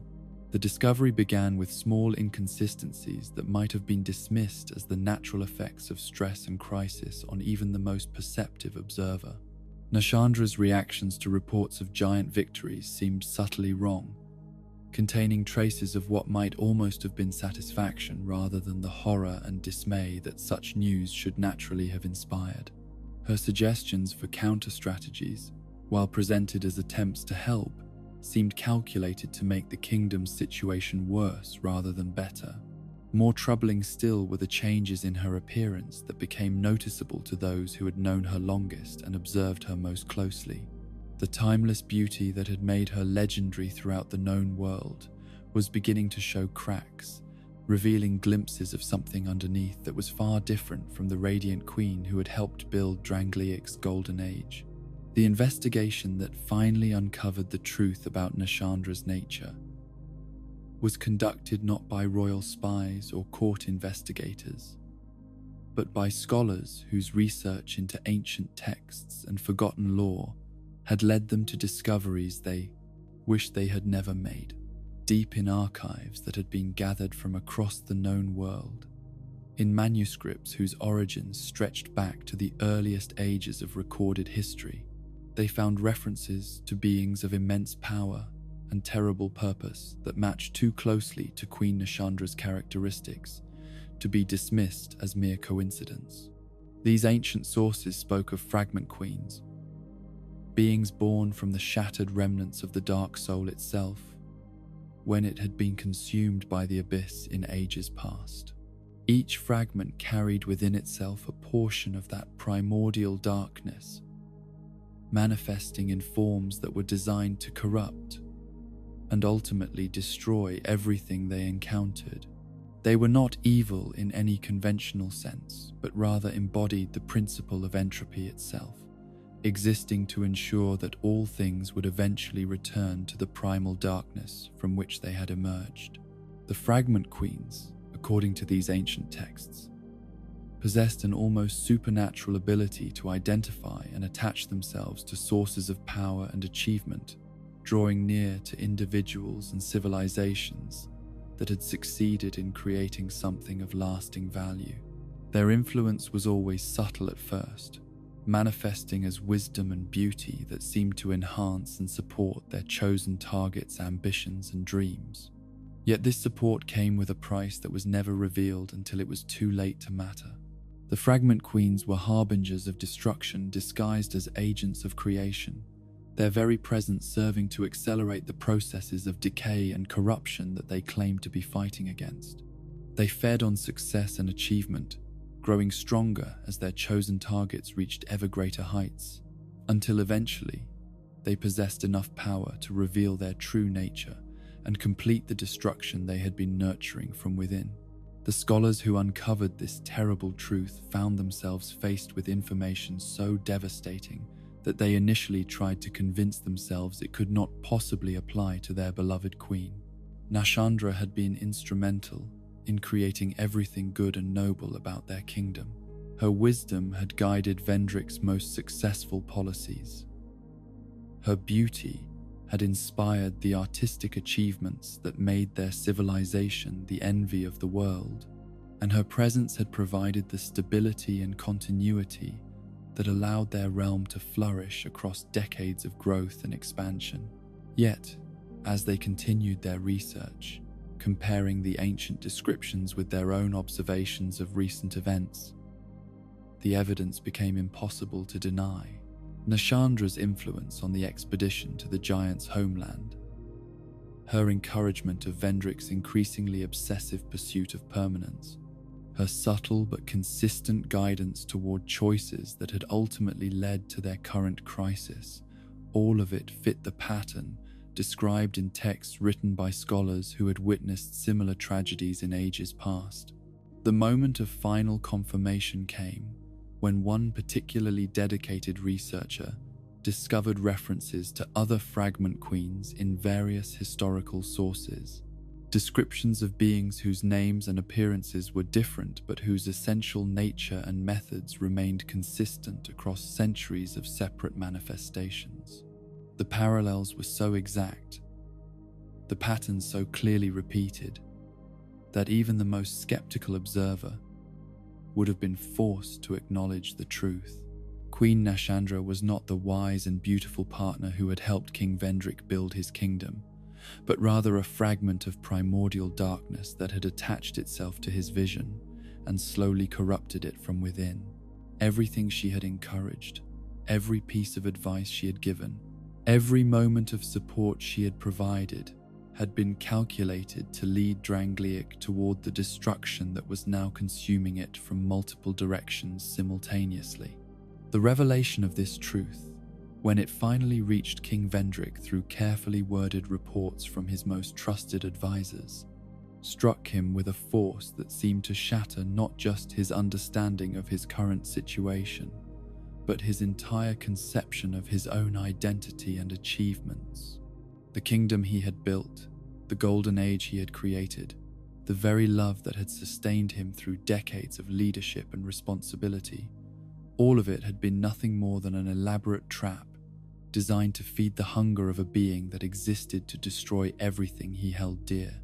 The psychological impact of this discovery was so profound that it seemed to age Vendrick by decades in a matter of moments. The confident king who had faced every previous challenge with determination and wisdom found himself confronting an enemy that had been embedded within his very heart, a corruption that had shaped his most fundamental decisions and desires. The paranoia and despair that had been growing within him since the giant's invasion suddenly seemed not just justified, but woefully inadequate responses to the true scope of the threat he faced. Yet even as this terrible knowledge consumed his thoughts and dreams, the practical crisis that surrounded him continued to demand attention and action. The giants maintained their systematic destruction of his kingdom, while the undead curse spread through his population with ever-increasing virulence. The fragment queen who had revealed her true nature still moved through his court, her presence now a constant reminder of how completely he had been deceived and manipulated. The king who had once dreamed of creating something permanent and enduring found himself trapped in a nightmare of his own making, surrounded by enemies both external and internal, watching helplessly as everything he had worked to build crumbled around him like sand castles claimed by an inexorable tide. In the depths of Drangleic Castle, far beneath the throne room where King Vendrick had once held court in days that now seemed as distant as half-remembered dreams, there existed chambers that few living souls had ever seen. These were the private laboratories and study halls of Prince Aldir, the king's younger brother, a man whose brilliant mind had always been drawn toward the darkest and most forbidden corners of knowledge that mortal understanding could reach. Where Vendrick had sought to build a kingdom that could endure beyond the cycles of decay and renewal that claimed all mortal civilizations, Aldir had pursued a different, but equally ambitious goal. He sought nothing less than to understand the fundamental nature of existence itself, to peer behind the veil of appearances and discover the true mechanisms that governed life and death, creation and destruction, the endless dance between light and darkness that had shaped reality since the first flame had kindled in the primordial depths. The scholar prince had recognized from his earliest years that the conventional wisdom accepted by most thinking beings was nothing more than comfortable illusion, a collection of assumptions and beliefs that helped people navigate daily existence, but bore little relationship to the deeper truths that actually determined their fate. The cycles that turned like grinding millstones, crushing kingdoms and civilizations with mechanical regularity, were not natural laws that had to be accepted, but puzzles that could be solved by minds willing to sacrifice everything in pursuit of genuine understanding. While his brother had built armies and conquered territories, forging alliances and establishing the political foundations that would support a great kingdom, Aldir had delved into archives and laboratories, seeking wisdom in places where lesser scholars feared to look. His research had taken him through texts so ancient that their authors had witnessed the very birth of the current age, manuscripts written by beings whose understanding of reality's fundamental structures exceeded anything that modern civilization had achieved. The prince's scholarly pursuits had been tolerated and even encouraged during Drangleic's golden years, when the kingdom's prosperity provided resources that could support even the most esoteric forms of intellectual inquiry. Vendrick had recognized that his brother's research, while seemingly removed from practical concerns, often produced insights that proved valuable for governance and statecraft. Aldia's understanding of the undead curse, for instance, had been instrumental in developing the techniques that had kept Drangleiac's population relatively free from its influence during the realm's early decades. Yet as the kingdom had grown in power and ambition, as Vendrick's dreams of permanence had evolved into something approaching obsession, Aldia's research had taken increasingly dark and dangerous directions. The Scholar Prince had begun to suspect that the very foundations upon which all known civilizations were built were fundamentally flawed, that the cycles of rise and fall that characterized mortal existence were not merely natural processes, but symptoms of a deeper corruption that infected reality itself. His investigations into the nature of souls had revealed troubling inconsistencies in everything that conventional wisdom taught about life and death. The boundary between these states, which most people assumed to be absolute and unchanging, proved upon closer examination to be far more fluid and arbitrary than anyone wanted to acknowledge. Life could be extended indefinitely through various techniques, while death could be reversed or postponed through methods that challenged basic assumptions about what it meant to exist as a conscious being. More disturbing still were Aldia's discoveries about the relationship between individual identity and the spiritual essence that animated physical forms. The souls that people assumed were unique and permanent aspects of their being could be manipulated, transferred, combined, and even artificially created through processes that required nothing more than sufficient knowledge and the will to apply it without regard for conventional moral constraints.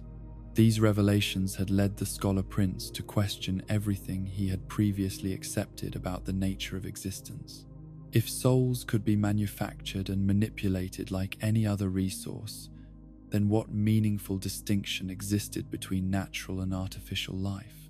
If death could be reversed and life extended indefinitely, then what significance did the cycles that governed mortal civilizations actually possess? Most fundamentally, if the basic categories through which people understood their existence were nothing more than arbitrary constructions, then what prevented someone with sufficient knowledge from rewriting the rules entirely? The arrival of the giants and the subsequent revelation of Nashandra's true nature had provided Aldia with a unique opportunity to test his most radical theories under conditions of genuine crisis. The collapse of his brother's kingdom, while tragic from conventional perspectives, offered unprecedented access to the kinds of extreme situations that were necessary for breakthrough discoveries in the realm of fundamental research. When everything that people assumed to be permanent and reliable was swept away, the underlying structures of reality became visible in ways that were impossible under normal circumstances. The prince had observed the giants' invasion with the detached fascination of a scholar studying natural phenomena rather than the horror and despair that consumed most of Drangleiac's population. These beings represented a form of existence that operated according to principles that differed fundamentally from anything known to human experience. Their size and longevity, their apparent immunity to conventional forms of harm, their ability to manipulate reality through methods that bore no resemblance to human magic.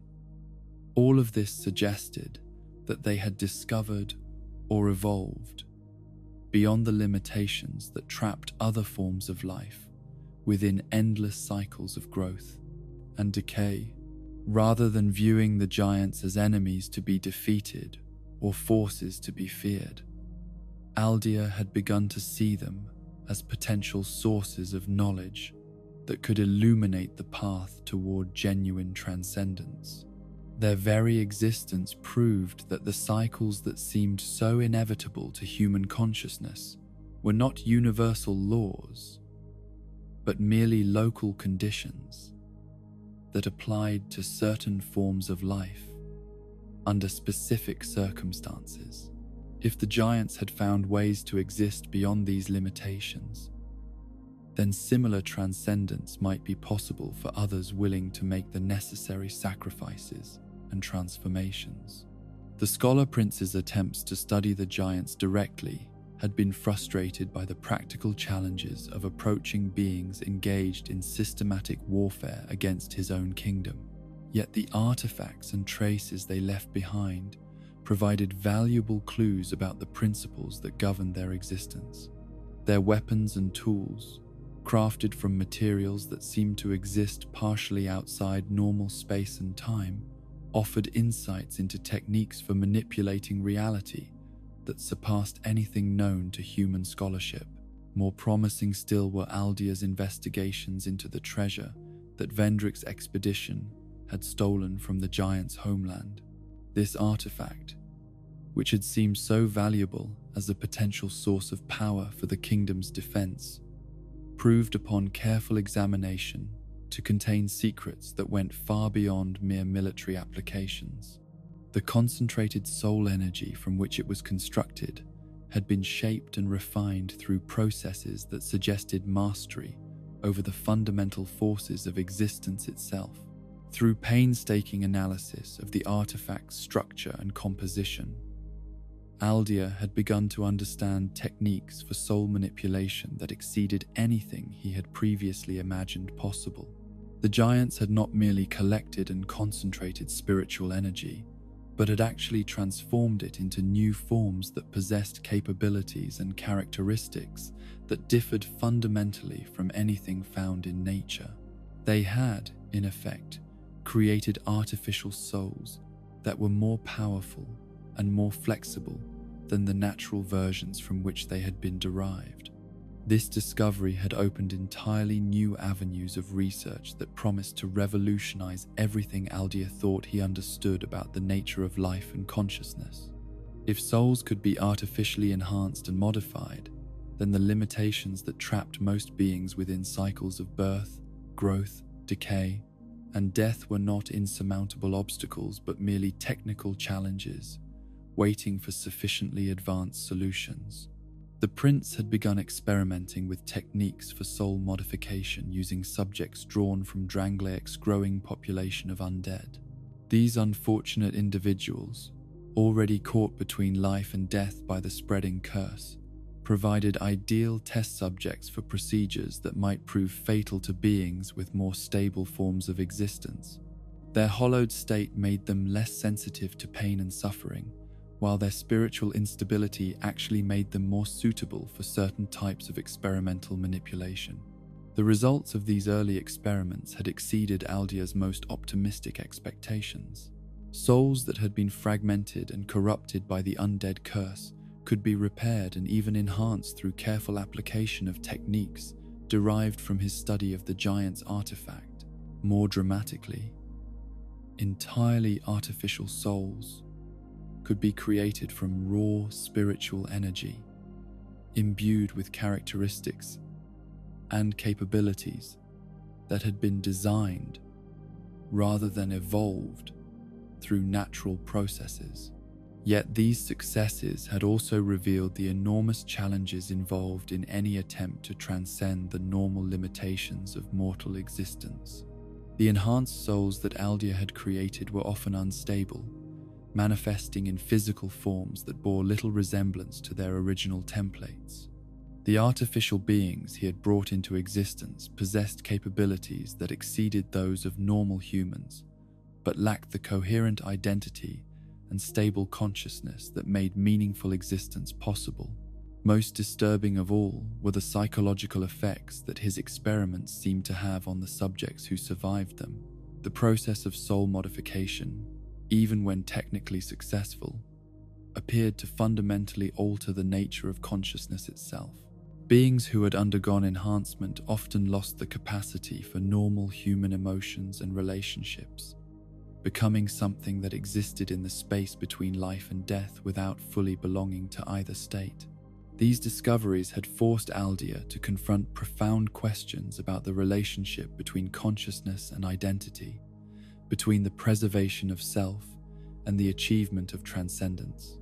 The techniques he had developed could indeed free beings from the cycles of decay and renewal that trapped normal existence, but the price of such freedom appeared to be the loss of everything that made that existence meaningful in the first place. The scholar prince had begun to suspect that the problem lay not in his techniques, but in his fundamental approach to the challenge of transcendence.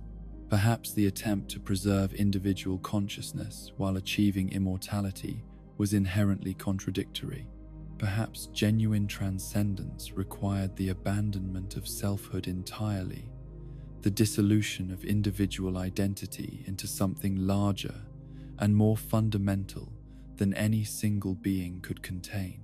This realization had led Aldia toward increasingly radical experiments that pushed the boundaries of what could be considered ethical research, even by the most flexible standards. He had begun working with forms of existence that bore no resemblance to anything that had ever occurred naturally, creating artificial beings whose very existence challenged basic assumptions about what life could be. Dragons grown in laboratories from fragments of ancient bone and concentrated soul energy, humanoid forms that combined aspects of multiple species, constructs that existed partially in the physical world and partially in realms that had no names in any human language. The prince's private laboratories had become something approaching a factory for the production of impossible beings, each experiment designed to test different approaches to the fundamental problem of transcending mortal limitations. Some subjects were enhanced with souls that had been artificially strengthened and refined, while others were given entirely artificial spirits that bore no relationship to anything that had evolved through natural processes. Still others were subjected to procedures that attempted to merge multiple souls into single composite beings that possessed the capabilities of their various components. The results of these experiments had been invariably disturbing and frequently catastrophic. Beings enhanced with artificial souls often lost the capacity for coherent thought and behavior, becoming powerful but essentially mindless creatures driven by impulses that bore no relationship to their original personalities. Composite beings created through soul merger techniques typically suffered from multiple personality disorders so severe that they could not maintain stable existence for extended periods. Most troubling of all were the subjects who had undergone procedures designed to grant them immortality through the complete transcendence of normal biological processes. These beings achieved a form of eternal existence that was technically successful according to Aldia's original goals, but their state could hardly be called life in any meaningful sense. They became static entities, frozen in forms that could not grow, change, or develop, possessed of consciousness that was aware but unable to experience anything that resembled normal emotions or desires. Yet despite these repeated failures and the increasingly horrific nature of his experimental subjects, Prince Aldia had continued his research with the obsessive dedication of someone who believed that ultimate truth lay just beyond the next breakthrough. Each failed experiment provided valuable data about the fundamental structures of consciousness and existence. Each disturbing result illuminated aspects of the transcendence problem that had not been previously understood. The collapse of Drangleic around him, rather than serving as a distraction from his work, had actually provided new opportunities for research that would have been impossible under normal circumstances.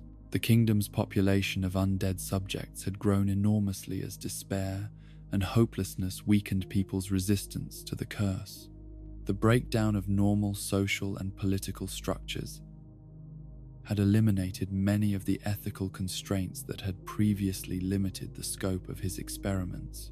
Most importantly, the revelation of Nashandra's true nature as a fragment of the Dark Soul had provided Aldia with access to forms of spiritual energy that he had never previously encountered. The Queen's presence in the kingdom had gradually saturated the environment with traces of primordial darkness, creating conditions that made certain types of experimental procedures possible for the first time. The scholar prince had begun working directly with fragments of this dark energy, studying its properties and attempting to understand how it differed from the more conventional forms of soul energy with which he had previously experimented. The darkness that emanated from Nashandra was not simply the opposite of light, but rather something more fundamental, a force that seemed to exist prior to the dualities that defined normal reality.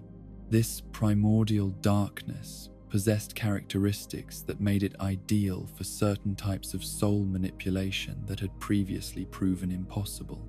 It could serve as a medium for merging different types of spiritual energy, creating hybrid forms that combined aspects of multiple souls without the instability that had plagued his earlier experiments. More dramatically, it seemed to offer a path toward genuine transcendence that did not require the complete abandonment of individual consciousness. Working with this dark energy had required Aldir to develop entirely new techniques and approaches that pushed his research into realms that could no longer be considered science in any conventional sense. The procedures he had begun employing bore more resemblance to ancient rituals than modern experimental methods, requiring not just technical knowledge, but spiritual discipline and psychological preparation that tested the limits of human endurance. The prince had begun subjecting himself to increasingly extreme experimental procedures, using his own body and soul as test subjects for techniques that were too dangerous to risk on other beings. The process of working directly with primordial darkness had slowly begun to transform him, altering not just his physical form but the fundamental nature of his existence. His body had begun to lose its coherent human shape, becoming something that existed partially in normal space and partially in dimensions that had no names in any mortal language. His consciousness had expanded beyond the normal boundaries of individual identity, gaining access to forms of knowledge and perception that exceeded anything possible for conventional human awareness. Yet this transformation had come at a price that even Aldir's prepared mind had found difficult to accept. The process of transcending normal human limitations had gradually stripped away everything that had once made him recognizably himself. His emotions had faded into distant memories. His personal relationships had become meaningless abstractions, and his individual identity had begun to dissolve into something larger and more impersonal than any single being could contain. The scholar prince had achieved a form of existence that was technically immortal and possessed capabilities that exceeded anything known to mortal understanding. But the being he had become bore little resemblance to the curious young man who had first begun questioning the assumptions that governed normal reality. He had transcended the cycles that trapped other forms of life, but in doing so, he had become something that could no longer be considered alive in any meaningful sense. Yet even this ultimate sacrifice had not provided the answers that Aldir had spent his entire existence seeking. The transcendence he had achieved had revealed new questions that were even more profound and disturbing than those he had originally set out to solve. The cycles that governed mortal existence were indeed arbitrary constructions that could be transcended, but the transcendence itself led only to new forms of limitation and constraint that were potentially even more restrictive than the original problems. The being that had once been Prince Aldir had become something that existed outside normal reality, capable of observing and understanding the fundamental structures of existence, but unable to meaningfully interact with or influence the world from which he had emerged. He had become a witness to ultimate truth, but a witness whose very nature prevented him from sharing or applying the knowledge he had gained through such terrible sacrifice. In his transformed state, existing partially in physical reality and partially in dimensions beyond normal perception, Aldir had begun to understand that the question he had devoted his existence to answering might have no solution that preserved anything worth preserving.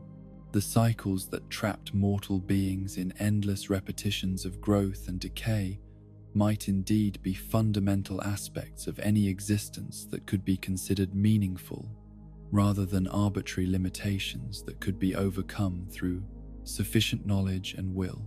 The scholar who had sought to transcend the human condition had discovered that transcendence itself might be indistinguishable from a form of death that was more complete and final than any normal ending.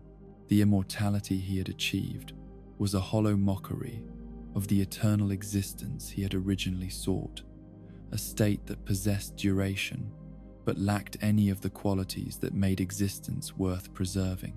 Yet even this ultimate disillusionment had not ended Aldia's involvement with the world he had left behind. The transformed being that existed in the spaces between realities had retained enough connection to normal existence to observe the continued unfolding of Drangleiac's tragic fate. He had watched his brother's descent into paranoia and despair, had witnessed the kingdom's gradual collapse under the combined pressure of external invasion and internal corruption, and had seen the final desperate flight that would carry Vendrick into the very depths of his own castle. The prince, who had sacrificed everything in pursuit of ultimate knowledge, had become a guardian of secrets that were too terrible to share and too important to forget, a witness to truths that could drive lesser minds to madness, and a bearer of wisdom that offered no comfort to those still trapped within the cycles he had learned to transcend. The undead curse that had once crept through Drangleiac like a subtle poison in the kingdom's bloodstream now flowed with the devastating force of a flood that had broken through every barrier and containment measure that generations of careful planning had erected against it. What had begun as isolated cases, affecting only a few unfortunate individuals whose hollow fate could be managed through established protocols and institutions, had transformed into a plague of such magnitude and virulence that it threatened to consume the very essence of what had once made the kingdom a beacon of hope in a world darkened by endless cycles of decay and renewal. The changes were visible first in the great cities that had served as monuments to Drangleiac's prosperity and enlightenment, those magnificent centers of commerce and culture, where citizens from all walks of life had once mingled in markets that overflowed with goods from across the known world. The bustling streets that had echoed with the voices of merchants hawking their wares, scholars debating philosophical questions, and children playing games that had been passed down through generations of peaceful prosperity now carried different sounds entirely. The shuffling footsteps of the hollow, the incoherent moans of those who had lost their capacity for human speech, and most disturbing of all, the terrible silence that fell over entire districts as their populations simply disappeared. The curse manifested differently in different individuals, creating a grotesque variety of transformations that seemed calculated to destroy every assumption about the stability and reliability of human identity.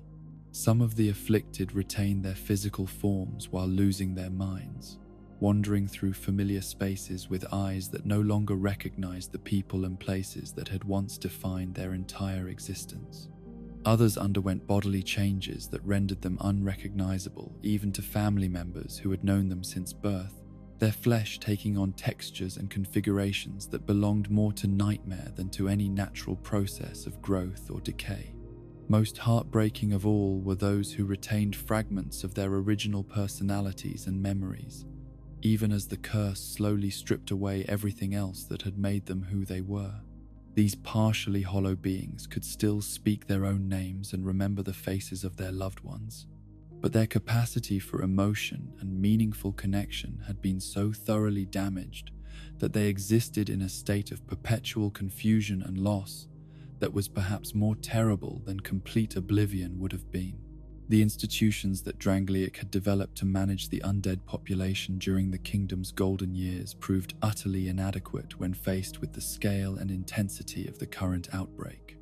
The undead crypt, that vast underground complex, where those affected by the curse had been housed in conditions that balanced compassion with practical necessity, became overcrowded beyond any hope of maintaining the standards of care and dignity that had once made it a model for other kingdoms facing similar challenges. The carefully trained staff who had devoted their lives to helping the undead maintain whatever remnants of humanity they still possessed found themselves overwhelmed by numbers that exceeded every projection and contingency plan that had been developed during more optimistic times. Facilities designed to house hundreds of patients were forced to accommodate thousands, while resources that had been allocated based on historical patterns of curse progression proved laughably insufficient when confronted with the exponential growth that characterized the current crisis. Even more challenging than the practical problems of housing and caring for such vast numbers of afflicted individuals were the psychological and spiritual challenges that arose when the curse began affecting people who had been pillars of their communities. Priests who had once offered comfort to others during their darkest hours now wandered through their own churches without recognizing the altars where they had served for decades. Physicians who had dedicated their lives to healing became hollow shells who could no longer remember the names of medicines they had prescribed or the faces of patients they had treated. The breakdown of professional expertise and institutional knowledge created cascading failures that amplified the crisis far beyond what the raw numbers might have suggested. When the people who understood how various systems worked lost the capacity to maintain and operate them, essential services began to collapse, even in areas where the physical infrastructure remained intact. Water systems that had operated flawlessly for generations suddenly failed when the engineers who maintained them could no longer remember how to perform routine maintenance procedures. Agricultural production, the foundation upon which all other forms of prosperity ultimately rested, suffered particularly devastating losses as farmers who had worked the same fields for their entire lives found themselves unable to remember the seasonal rhythms that had once been as natural to them as breathing. Crops planted with great care and attention rotted in fields because the knowledge of when and how to harvest them had vanished from the minds of those who had possessed it. Livestock that had been bred and maintained through generations of careful selection wandered loose or died of neglect when their caretakers could no longer recall their basic needs and requirements. The economic networks that had bound Drangleiac's various regions together into a single prosperous kingdom began to unravel as the people who operated them lost the capacity to maintain the complex relationships of trust and mutual obligation that made large-scale commerce possible. Merchants who had built their reputations over decades of honest dealing became hollow strangers who could not remember the names of their business partners or the terms of agreements they had made. Currency itself began to lose meaning when the social consensus that gave it value dissolved along with the memories and relationships that had sustained it.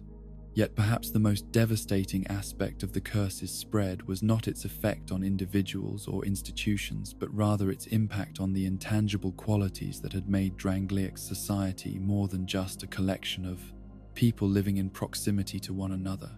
The shared stories and traditions that had bound diverse populations together into a unified kingdom began to disappear, as those who had served as their keepers and transmitters lost the capacity to remember or care about preserving cultural heritage for future generations.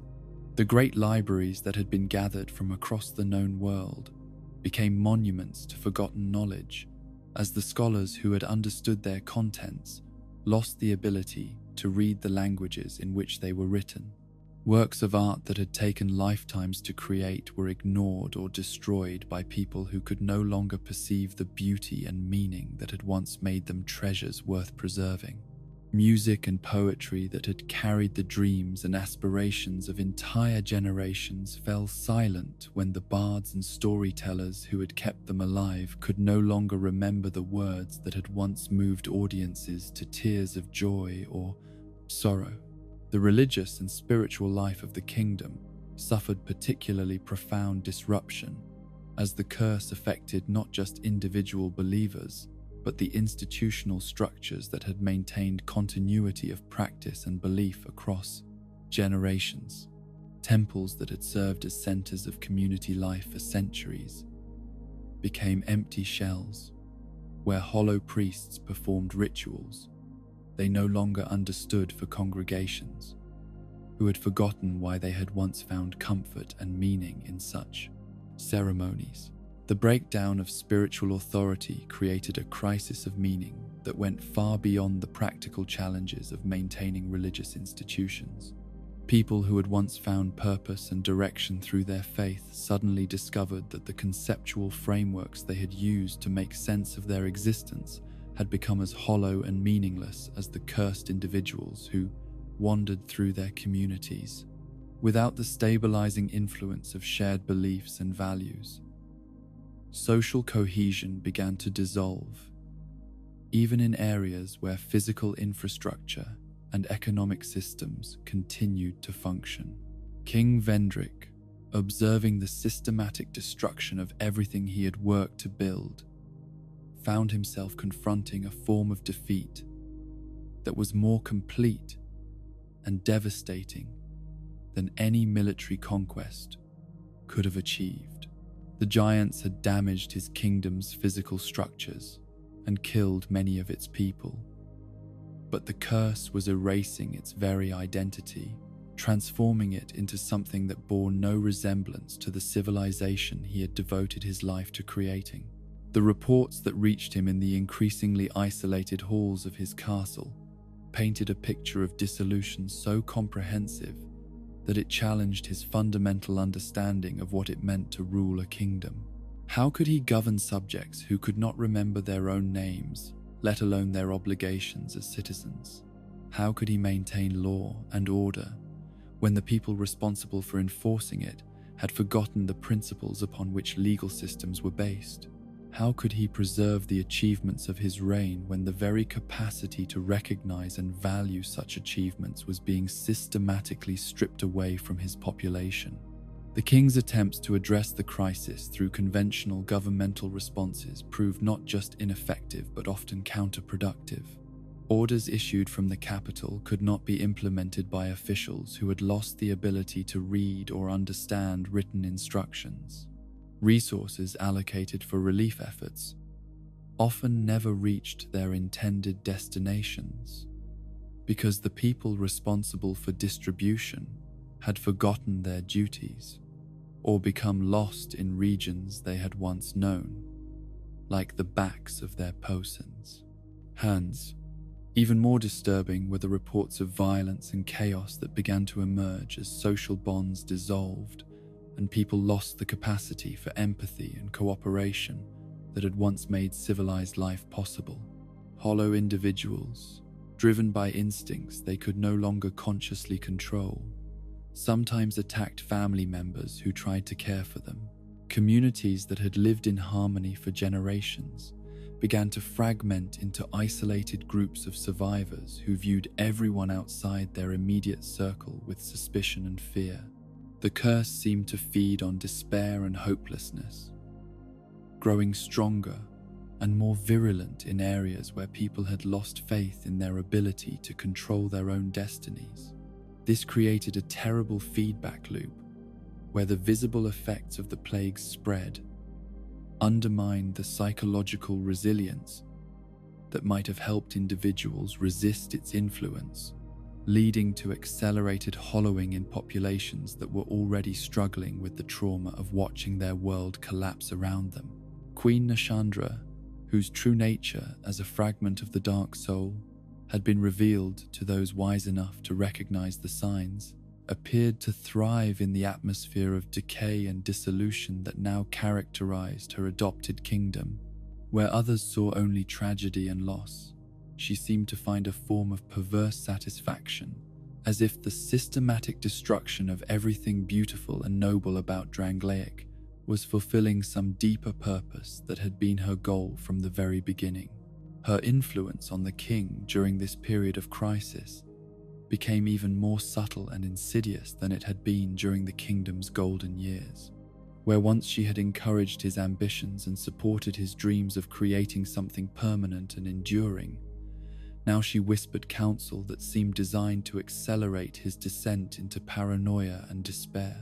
She spoke of betrayals and conspiracies, of enemies who lurked in every shadow and allies whose loyalty could never be trusted.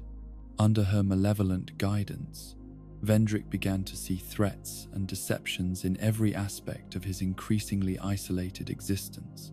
The advisors who had served him faithfully for decades became potential traitors whose every word might conceal hidden agendas. The institutions he had built to serve his people became sources of corruption that needed to be dismantled before they could be used against him. Even his own memories and perceptions became suspect, as Nashandra suggested that his enemies possessed the ability to manipulate his thoughts and feelings in ways that made it impossible to distinguish truth from carefully crafted illusion. The psychological isolation that resulted from this systematic destruction of trust created conditions that made the king increasingly vulnerable to the very curse that was consuming his kingdom. Despair and hopelessness, the emotional states that seemed to accelerate hollowing in others, began to take root in Vendrick's own mind as he watched his life's work crumble around him while feeling powerless to prevent or even slow its destruction. The great castle that had once served as a symbol of Drangleiac's achievements and aspirations began to reflect the psychological state of its primary inhabitant.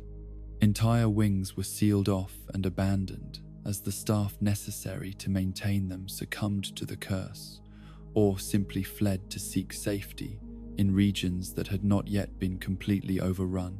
The throne room where Vendrick had once held court and made the decisions that shaped his kingdom's destiny became a hollow shell where the king sat alone, surrounded by empty chairs that had once held his most trusted counselors and advisors.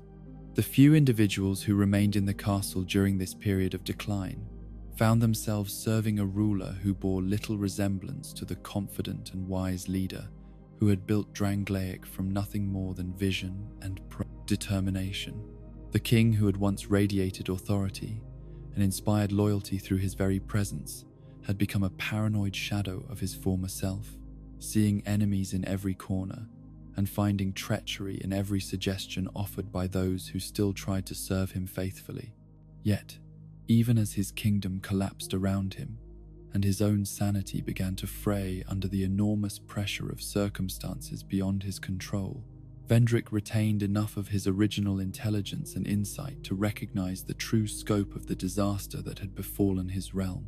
The curse that was consuming his people was not merely a medical crisis that could be addressed through conventional means, but rather a symptom of deeper, spiritual, and metaphysical problems that went to the very heart of what it meant to exist as a conscious being in a world governed by cycles of growth and decay. The realization that his entire approach to the challenge of creating something permanent and enduring had been fundamentally flawed came to the king gradually, emerging through a process of painful self-examination that stripped away every illusion and comfortable assumption that had sustained him through decades of rule. The kingdom he had built, for all its apparent achievements and innovations, had been constructed on foundations no more solid than those of any other mortal civilization. The cycles he had thought to transcend through careful planning and enlightened governance had merely been temporarily delayed, not genuinely overcome. More devastating still was his growing understanding of the role that his own choices and desires had played in bringing about the catastrophe that now consumed everything he held dear.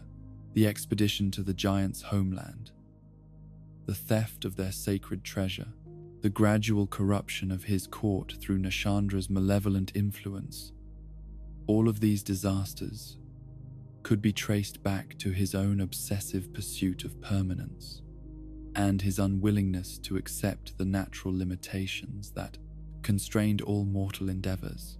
The king who had once dreamed of breaking the cycles that trapped other kingdoms in endless repetitions of rise and fall now found himself confronting the possibility that such cycles might be necessary and beneficial rather than arbitrary, limitations to be overcome. Perhaps the death and renewal that characterized all natural processes served purposes that transcended individual desires for permanence and control. Perhaps his attempt to create something that could endure forever had been not just futile but actively harmful, an act of hubris that had invited the very destruction he had sought to avoid. This growing awareness of his own culpability in the disaster that had befallen his kingdom created a psychological burden that even Vendrick's formidable mental resilience could not bear indefinitely. The guilt and shame that accompanied his recognition of the harm his choices had caused began to erode his will to continue fighting against forces that might be better accepted than resisted. The decision to abandon his throne and retreat into the depths of his own castle was not made suddenly, but emerged gradually through a process of psychological withdrawal that paralleled the physical isolation he had already imposed upon himself. The king who had once believed he could solve any problem through sufficient application of intelligence and determination now understood that some problems had no solutions, that some mistakes could never be corrected, and that some consequences had to be endured rather than overcome. The deeper chambers of the castle, where Vendrick finally took refuge, had originally been constructed as laboratories and repositories for the most precious and dangerous knowledge that the kingdom had accumulated during its years of prosperity. Here, surrounded by the tools and texts that had once seemed to offer hope for genuine transcendence of mortal limitations, the broken king would spend his final years in contemplation of mysteries that had proven more terrible and costly than anyone could have imagined. Yet even in retreat, even in the depths of despair that accompanied his recognition of complete failure, Vendrick retained enough of his original nobility and sense of responsibility to take measures that might protect whatever fragments of his kingdom could still be preserved. The great soul that had been the source of his power as a ruler, the spiritual essence that had enabled him to build something unprecedented in its scope and ambition, was hidden away, where it could not be claimed by the forces of darkness that had already consumed so much of what he had created. The king who had once dreamed of eternal glory and permanent achievement would spend his remaining days as a hollow shadow, wandering through chambers that held the accumulated wisdom of ages, while lacking the capacity to remember his own name or recognize his own reflection. The curse that had claimed his kingdom would ultimately claim its builder as well, completing a cycle of destruction that had begun the moment he first dared to dream of transcending the limitations that defined all mortal existence. From the mists of time and the depths of forgotten memory emerged a figure whose very existence would serve as both herald and catalyst for the final act in Drangleiac's long tragedy. The bearer of the curse, as history would come to know this nameless wanderer, arrived at the kingdom's borders, not through any grand design or prophetic calling, but rather through the same desperate circumstances that had driven countless others to seek whatever refuge might still be found in a realm that had once promised sanctuary to all who suffered under the weight of the undead affliction. This individual, whose origins and identity had been stripped away by the same hollowing process that had claimed so many others, possessed nothing more than the tattered remnants of clothing and equipment that suggested a past life of modest means and unremarkable circumstances. Yet within their hollow form burned something that distinguished them from the countless other cursed souls who wandered the world in search of meaning or purpose, or simply an ending to their endless suffering. This was a spark of determination that refused to be extinguished, a stubborn refusal to accept that the curse's victory was inevitable or complete. The journey that brought the bearer to Drangleiac's shores had been long and arduous, a pilgrimage through lands that had been transformed by the spreading plague of undeath into landscapes that bore little resemblance to their former glory. They had walked through the ruins of kingdoms that had fallen to the same forces now consuming Vendrick's realm, had witnessed firsthand the systematic destruction of everything that mortal civilizations had built over centuries of careful progress and accumulated wisdom.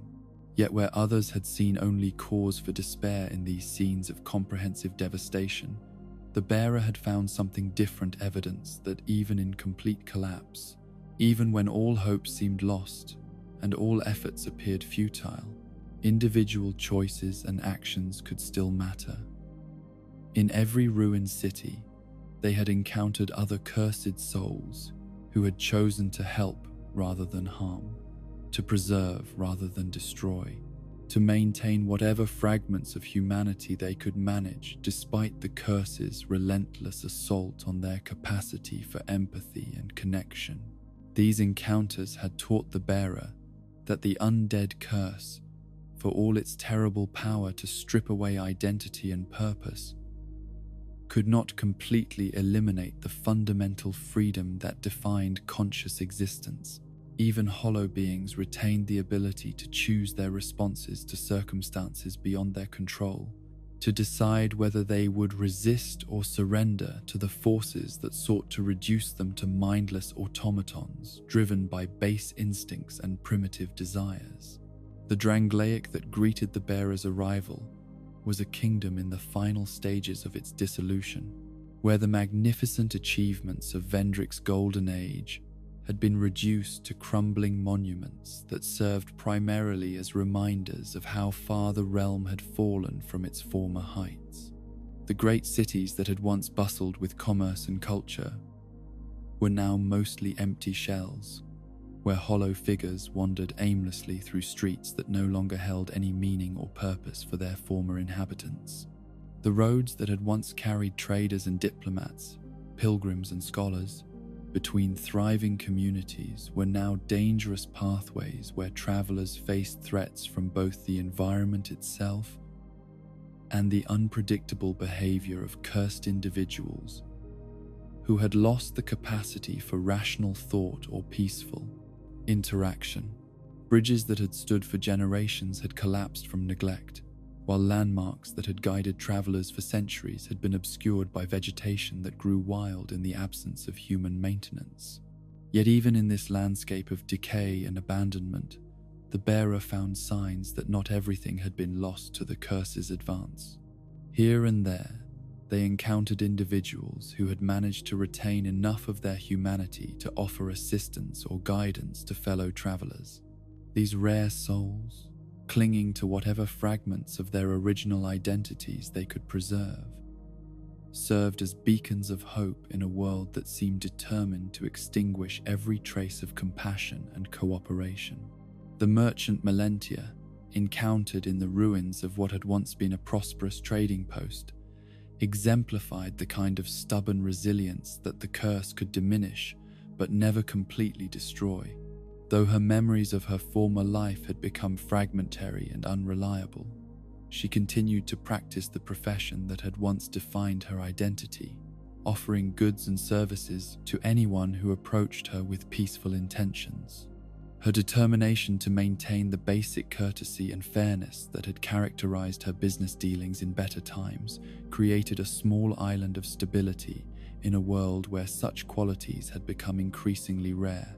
The Herald of House Drummond represented another form of resistance to the curse's advance, maintaining the elaborate protocols and ceremonial language of his former position despite serving a noble family that had long since been reduced to dust and memory. His insistence on proper etiquette and formal address, while sometimes bordering on the absurd given the circumstances, served as a reminder that civilization was more than just physical structures and economic systems. It was also a collection of shared values and behavioral norms that could survive, even when the institutions that had created them had collapsed. Perhaps most poignant of all was Lucatiel of Mirror, a warrior whose struggle against the advancing curse provided the bearer with a mirror for their own battle against the forces that sought to strip away everything that made conscious existence meaningful.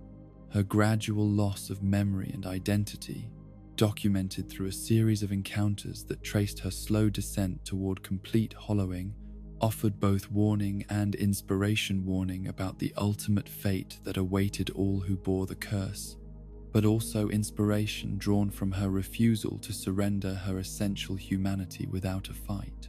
Through conversations with these and other survivors, the bearer began to piece together the story of Drangleiac's rise and fall, learning about the kingdom's golden age and the series of catastrophic choices that had led to its current state of decay. The tale that emerged was one of extraordinary ambition, undermined by fundamental misunderstanding, of noble intentions corrupted by forces too subtle and patient to be recognized until their influence had become too pervasive to resist. The bearer learned of King Vendrick's original vision of a realm that could transcend the cycles of growth and decay that had claimed every other mortal civilization, and of how that vision had gradually been twisted by Queen Nashandra's malevolent influence into something that served the very forces of destruction it had been designed to resist. They heard accounts of the expedition to the giant's homeland and the theft that had brought terrible retribution upon an innocent population, of the systematic corruption of the royal court, and the breakdown of every system and institution that had once made Drangleic a beacon of hope in a darkened world. Yet even as these stories revealed the magnitude of the tragedy that had befallen the kingdom, they also illuminated opportunities for redemption that still existed within the ruins of Vendrick's dream.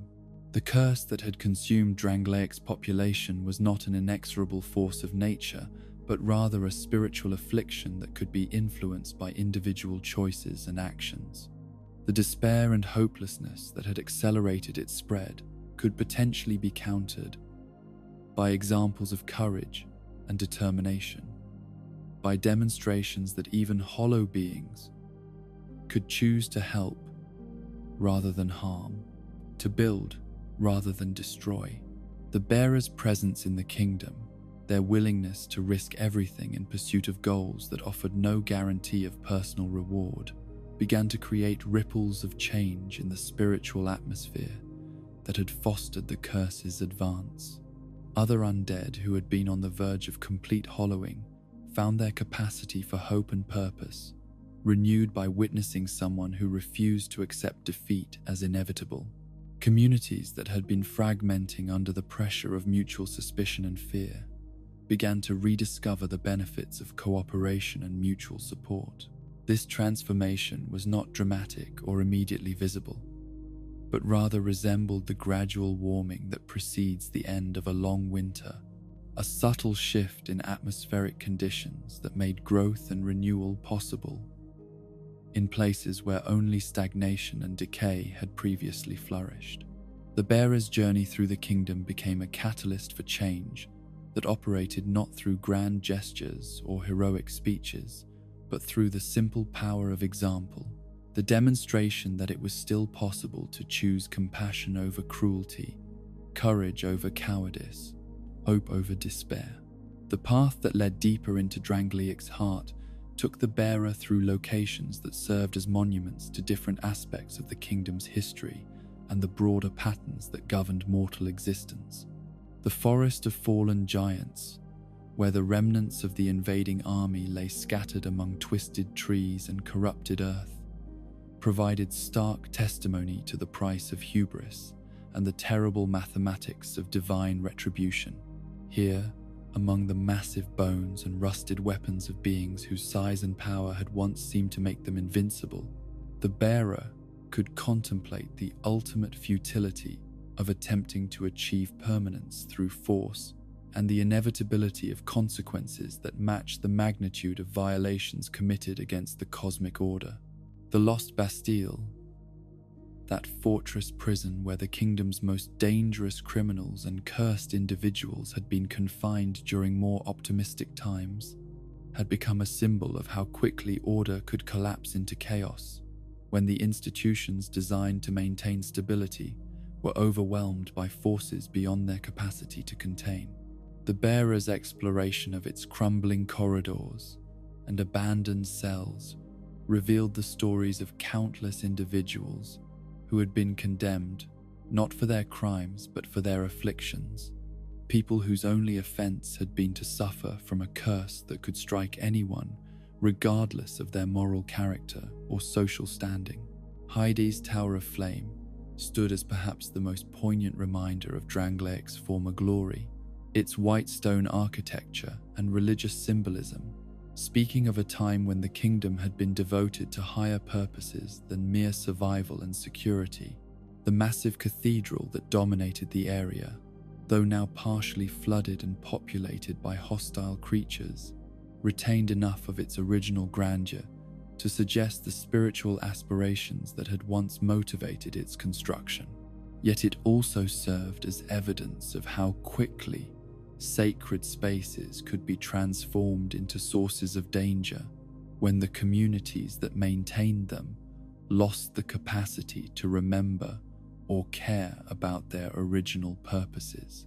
Each of these locations presented the bearer with challenges that tested different aspects of their character and capabilities, forcing them to confront not only physical dangers, but also psychological and spiritual trials that threatened to undermine their determination to continue their quest. The temptation to simply give up, to allow the curse to complete its work and transform them into another mindless hollow wandering aimlessly through the ruins, grew stronger with each new revelation about the scope of the kingdom's corruption and the magnitude of the forces arrayed against any attempt at redemption or renewal. Yet with each trial overcome and each challenge surmounted, the bearer's understanding of their role in the larger pattern deepened, and their commitment to seeing their mission through to its conclusion grew stronger. They began to recognize that their journey was not simply about reaching King Vendrick or confronting Queen Nashandra, but about demonstrating that the cycles of rise and fall that governed mortal civilizations were not immutable laws that had to be accepted, but patterns that could be influenced by individual choices and actions. The encounters with the kingdom's surviving inhabitants provided the bearer with insights into different approaches to coping with the curse and the collapse of everything that had once seemed permanent and reliable. Some, like the merchant cat Shalquar, had adopted a philosophical detachment that allowed them to observe the unfolding tragedy with a kind of amused resignation, finding dark humor in the pretensions and delusions that had led to the current catastrophe. Others, like the firekeepers who maintained the bonfires that served as safe havens for the undead, had devoted themselves to providing whatever comfort and assistance they could offer to fellow sufferers, finding meaning and purpose in service, even when the larger context of their actions had been stripped away. The bearer's gradual accumulation of souls, those fragments of spiritual essence that served as both currency and source of power in the world of the undead, represented more than simple progression toward greater strength and capability. Each soul collected carried within it traces of the experiences and memories of its former owner, creating a complex tapestry of consciousness that gradually expanded the bearer's understanding of the human condition and the forces that shaped individual and collective destiny. The great souls that had once belonged to Drangleiac's most powerful beings, the remnants of ancient lords and legendary heroes whose spiritual essence had been fragmented and scattered through the process of death and rebirth, offered particularly profound insights into the nature of power and responsibility, the relationship between individual ambition and collective welfare, and the ultimate futility of attempting to achieve immortality through the accumulation of external resources rather than the cultivation of internal wisdom and virtue. As the bearers' strength grew and their understanding deepened, they began to attract the attention of forces that had remained hidden during the kingdom's collapse. Ancient powers that had been waiting for someone capable of completing the work that King Vendrick had begun but failed to finish. The Emerald Herald, that mysterious figure who appeared at moments of crucial decision to offer guidance and encouragement, represented the persistence of hope and purpose, even in circumstances that seemed designed to extinguish every trace of meaning and direction. The revelation that the bearer's journey had been guided from the beginning by forces beyond their conscious understanding did not diminish the significance of their choices and actions, but rather illuminated the complex relationship between individual agency and the larger patterns that governed cosmic evolution. Free will and divine providence, rather than being contradictory concepts, proved to be complementary aspects of a reality that was simultaneously determined and open, structured and creative, meaningful and mysterious. The approach to Drangleic Castle, that magnificent structure that had once served as the crown jewel of Vendrick's kingdom, but now stood as a monument to the failure of human ambition, represented the culmination of everything the bearer had learned and experienced during their journey through the cursed realm.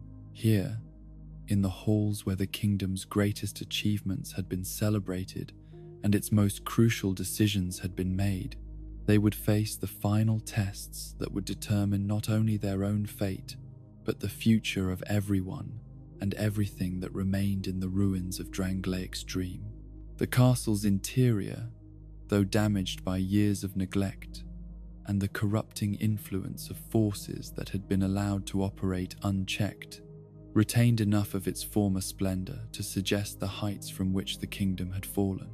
The throne room where King Vendrick had once held court, the libraries where the accumulated wisdom of ages had been collected and preserved, the laboratories where scholars had pursued their investigations into the fundamental nature of existence, all of these spaces bore witness to human potential and human failure in equal measure. Yet it was not the physical structure of the castle that would provide the greatest challenges to the bearer's mission, but rather the spiritual and psychological obstacles represented by the beings who still inhabited its depths. Queen Nashandra, revealed at last in her true form as a fragment of the dark soul itself, embodied the principle of entropy and corruption that sought to reduce all achievement and aspiration to the primal darkness from which everything had originally emerged. Her very presence in the castle had transformed it from a symbol of human accomplishment into a font of malevolent influence that spread decay and despair throughout the kingdom. The confrontation between the bearer and the fragment queen would represent more than a simple battle between opposing forces, but rather a fundamental test of the principles and values that defined conscious existence itself. The choice between linking the flame to extend the current age of fire, or walking away to allow the natural cycles to complete their course, would determine not only the immediate fate of Drangleic, but also the broader question of whether mortal beings could find meaning and purpose within the limitations that defined their existence, or whether the pursuit of transcendence inevitably led to corruption and destruction. The bearer's ultimate decision, whatever form it might take, would serve as both conclusion and beginning the end of one chapter in the endless story of rise and fall that characterized mortal civilizations, and the opening of new possibilities for those who would inherit whatever remained of the world they had fought to preserve or transform. In making that choice, they would fulfill the deepest purpose of their journey and validate the suffering and sacrifice that had brought them to this moment of ultimate responsibility and infinite consequence. Beyond the crumbling walls of Drangleic Castle, beyond even the furthest reaches of the kingdom that had once promised to break the eternal cycles of rise and fall, there lay realms whose very existence served as testament to the universal nature of the forces that the bearer of the curse had witnessed consuming Vendrick's dream. These were the Crown Territories, Domains that had been ruled by kings whose ambitions and failures echoed those of Drangleiac's monarch across spans of time that stretched back to ages when the current world was young and different forms of civilization had attempted to solve the same fundamental problems that had ultimately proven insoluble. The Sunken King's domain lay beneath the earth in caverns so vast and ancient that they seemed to belong more to the realm of dreams than to any physical reality that mortal minds could easily comprehend. Here, in chambers carved from living stone by techniques that predated recorded history, a civilization had once flourished that had achieved heights of magical and technological sophistication that made even Drangleiac's greatest accomplishments seem like the crude experiments of children playing with forces beyond their understanding. The bearer's descent into these forgotten depths revealed layer upon layer of architectural marvels that spoke of a people who had mastered the very elements themselves, bending earth and water and air to their will with such perfect precision that the boundaries between natural and artificial had become meaningless. Pyramids and temples rose from the cavern floor with mathematical perfection that suggested not just advanced engineering, but deep understanding of the cosmic principles that governed the relationship between physical form and spiritual essence. Yet for all their evident mastery of the material world, for all their apparent success in creating something permanent and enduring, the civilization of the Sunken King had ultimately succumbed to the same forces of corruption and decay that had claimed every other mortal realm. The magnificent structures that had been built to last for eternity now served as tombs for a people whose very names had been forgotten by history, while the magical systems they had created to serve their needs had become sources of danger and destruction for any who dared to disturb their eternal slumber. The Sunken King himself had become something that existed between life and death, neither fully alive nor completely deceased, but rather suspended in a state that preserved his physical form while stripping away everything that had once made him a conscious, thinking being. His massive throne, carved from a single block of stone that seemed to pulse with its own inner light, served as both seat of power and prison, binding him to his domain through chains forged from his own accumulated guilt and regret over the choices that had led to his kingdom's downfall.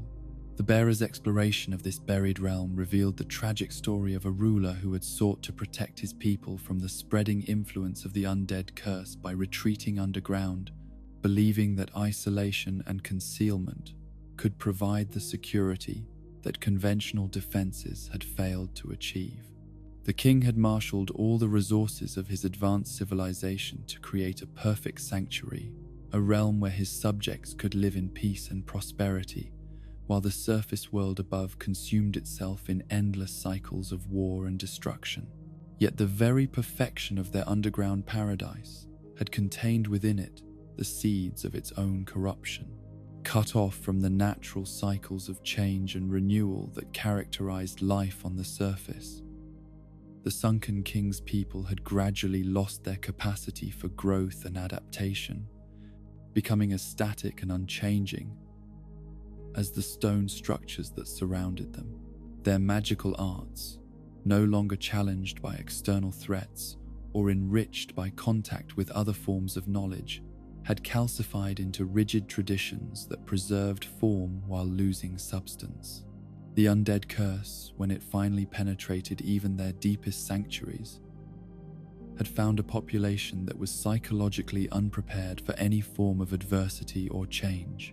The same isolation that had protected them from external dangers had left them vulnerable to internal corruption, while their dependence on magical systems they no longer fully understood made them helpless when those systems began to malfunction under the influence of forces they had never anticipated encountering.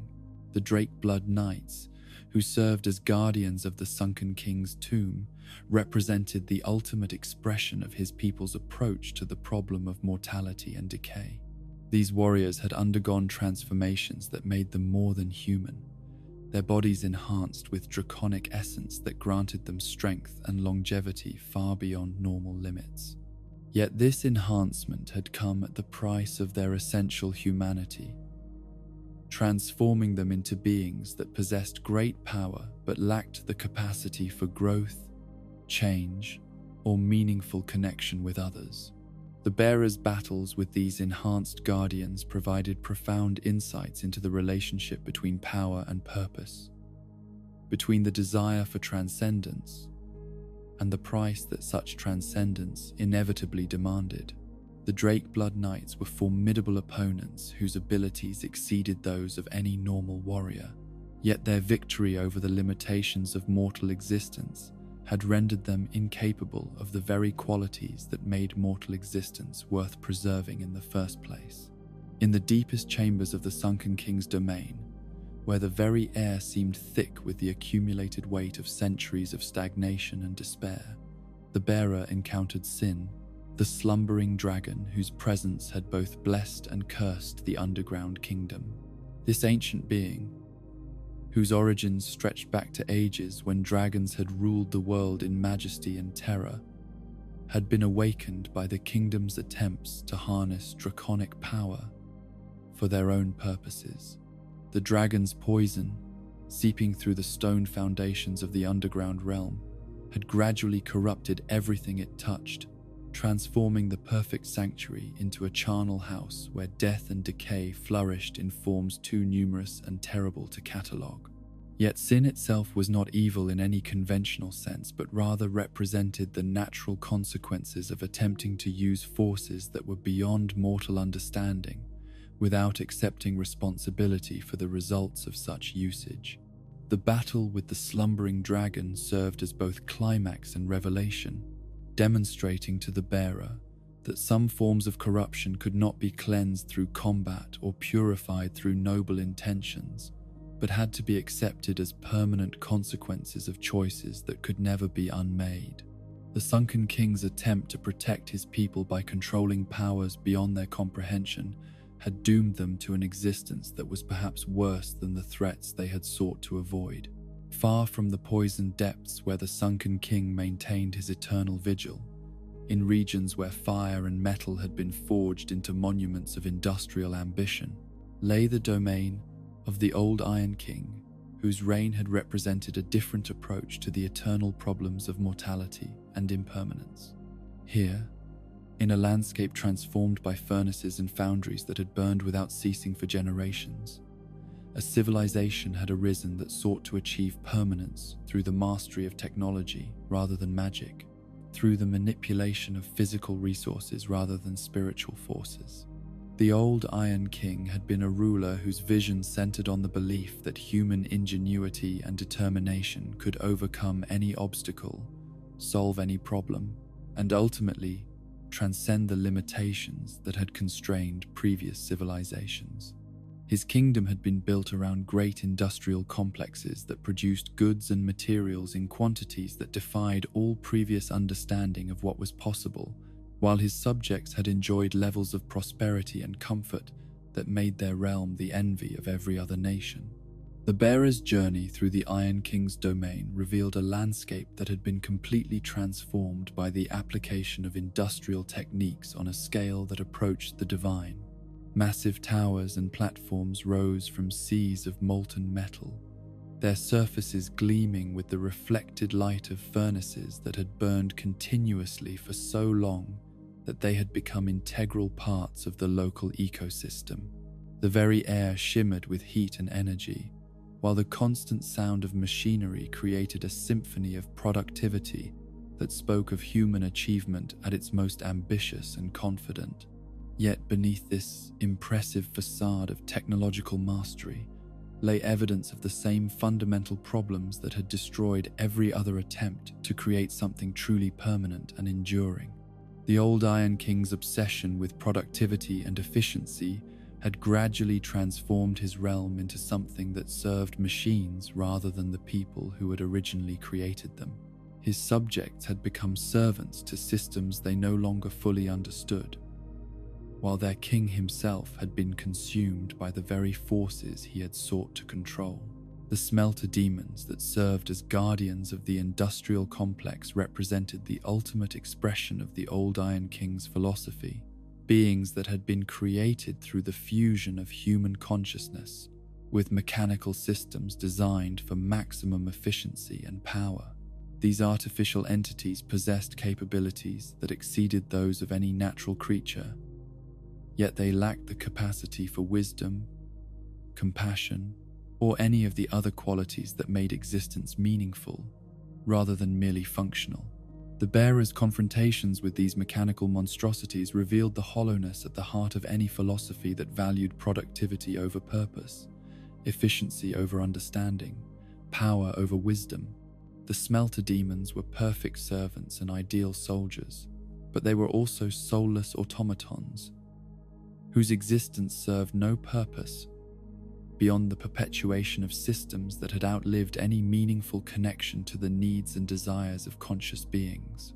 In the deepest chambers of the industrial complex, where the heat and noise reached levels that would have been fatal to any unprotected visitor, the bearer discovered the fate of the old Iron King himself.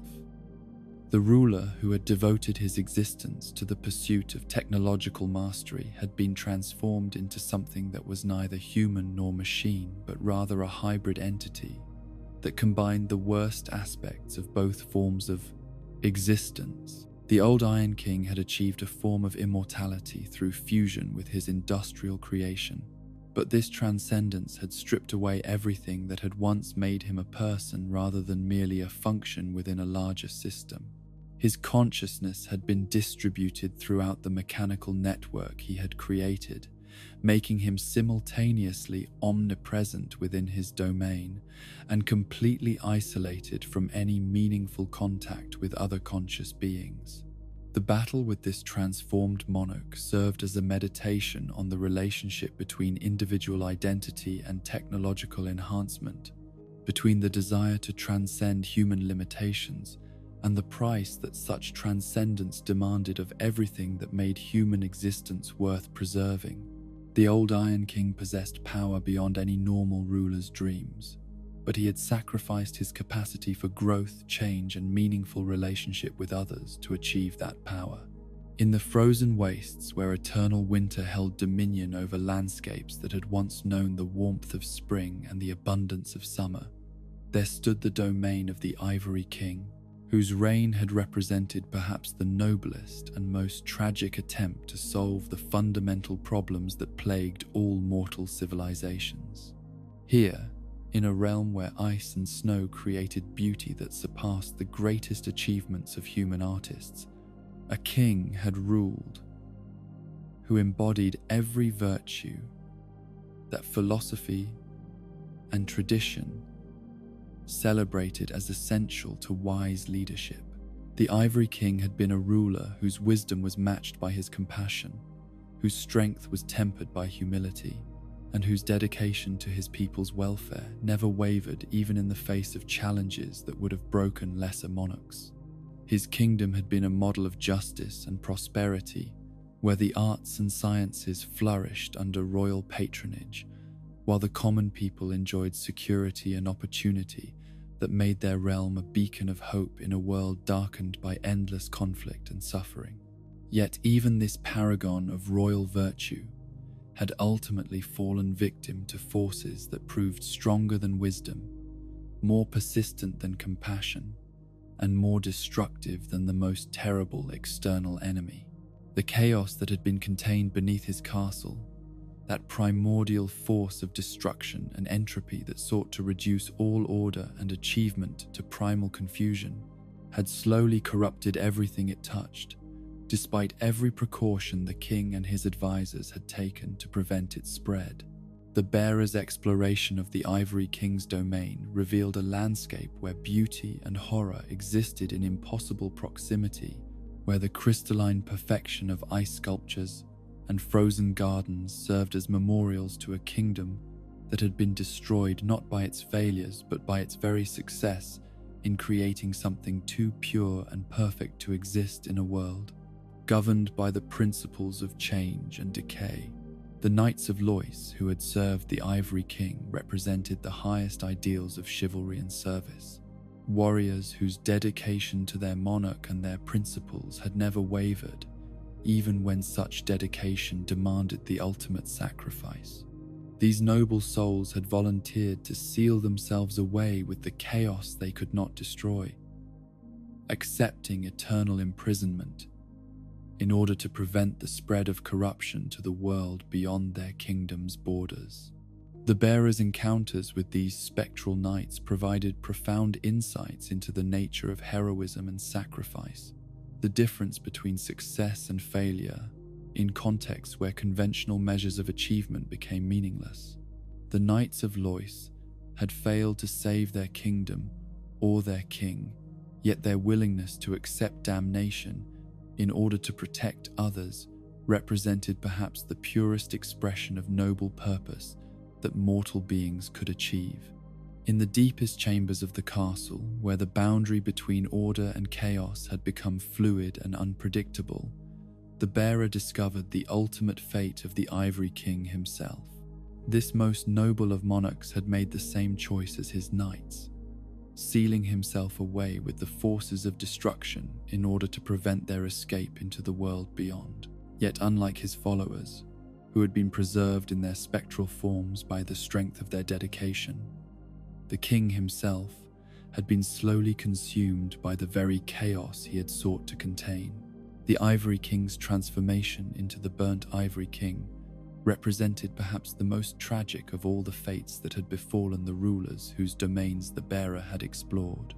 Where the sunken king had become a passive guardian of dead knowledge, and the old Iron King had been reduced to a function within a mechanical system, the Ivory King had been actively corrupted by the forces he had tried to resist, transformed into an agent of the very destruction he had devoted his existence to preventing.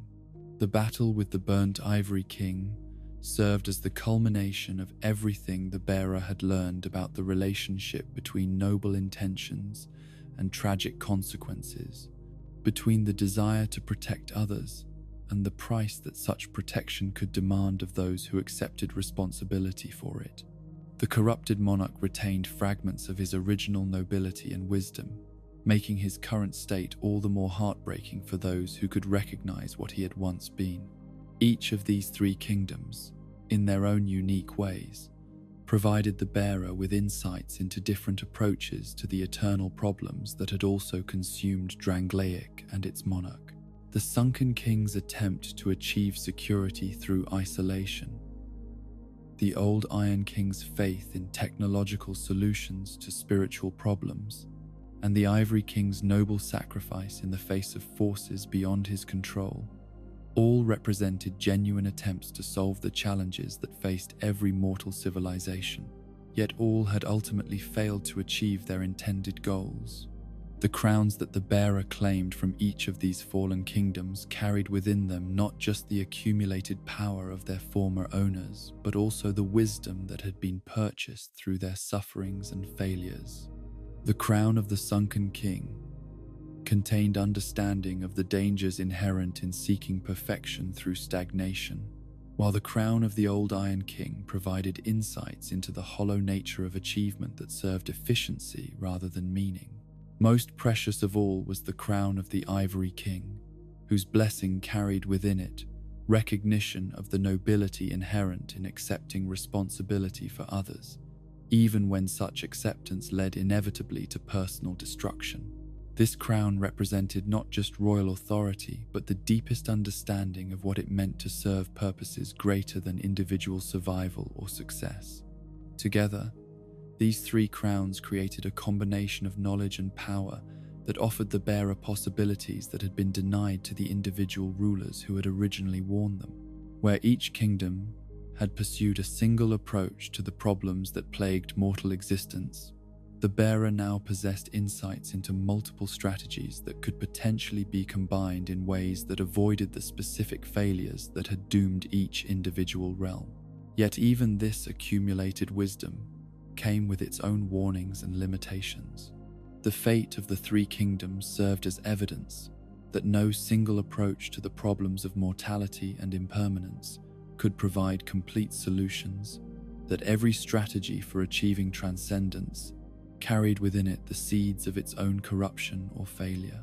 The bearer's challenge would be to find ways of applying these insights that avoided the specific pitfalls that had claimed their original owners, while remaining alert to new forms of danger that might emerge from even the wisest attempts to break the cycles that governed mortal existence.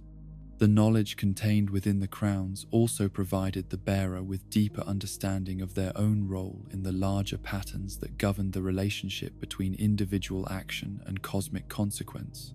The three kings had all been exceptional individuals whose wisdom, power, and noble intentions had exceeded those of ordinary mortals, yet none had been able to achieve the permanence and transcendence they had sought through their individual efforts.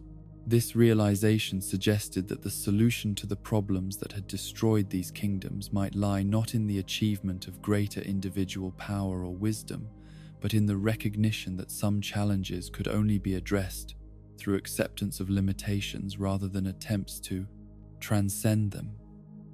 The cycles that governed mortal existence might be features of reality that served essential purposes, rather than arbitrary obstacles that could be overcome through sufficient cleverness or determination. The bearer's possession of the three crowns marked them as someone who had achieved understanding that transcended any individual perspective, someone who could potentially make choices based on wisdom that encompassed multiple approaches to the fundamental questions of existence and meaning. Yet this same accumulation of knowledge also carried with it the weight of responsibility that had ultimately crushed the three kings, the burden of making decisions that would affect not just their own fate, but the destiny of everyone and everything that depended upon their choices. The path that led back toward Drangleic and the final confrontation that awaited there was now illuminated by insights that the bearer could never have achieved through their original journey alone. The failures of the three kingdoms provided context for understanding both the achievements and the shortcomings of Vendrick's realm, while the wisdom contained within their crowns offered possibilities for choices that might avoid the specific forms of corruption and destruction that had claimed every previous attempt to solve the eternal problems of mortal existence. Yet even armed with this unprecedented combination of knowledge and power, the bearer faced challenges that transcended anything that individual wisdom or capability could address. The forces that had corrupted Nashandra and consumed Vendrick operated according to principles that exceeded the understanding of any mortal being, while the cycles that governed the relationship between fire and darkness followed patterns that had been established at the very beginning of time itself. The bearer's ultimate test would be to determine whether the accumulated wisdom of multiple fallen kingdoms could provide the foundation for choices that served purposes greater than individual achievement or survival, whether the failures of the past could be transformed into guidance for a future that avoided the specific forms of tragedy that had claimed every previous attempt at transcendence. In making those choices, they would either validate the sufferings of the three kings or add their own failure to the catalogue of noble attempts that had ultimately proven insufficient to break the cycles that governed all mortal endeavour. The choices that the bearer of the curse had made in the depths of Drangleic Castle, whether to link the first flame and extend the current age, or to walk away and allow the natural cycles to complete their course, would echo through time itself like ripples spreading across the surface of an infinite ocean. Yet the immediate aftermath of these momentous decisions revealed truths about the nature of consequence and change that transcended any individual's understanding of what their actions might ultimately accomplish. Those who had chosen to link the flame found themselves transformed by the experience in ways that went far beyond the simple succession of one age by another. The act of feeding one's own essence to the first flame was not merely a political decision or a strategic choice, but rather a fundamental alteration of the relationship between individual consciousness and the cosmic forces that governed all existence. The bearer who made this sacrifice discovered that their identity had become inextricably woven into the fabric of reality itself. Their personal desires and fears dissolved into something larger and more impersonal than any mortal mind could fully comprehend. The fire that burned as a result of this sacrifice was different from the flames that had preceded it, carrying within its light traces of everything the bearer had experienced during their journey through the fallen kingdoms.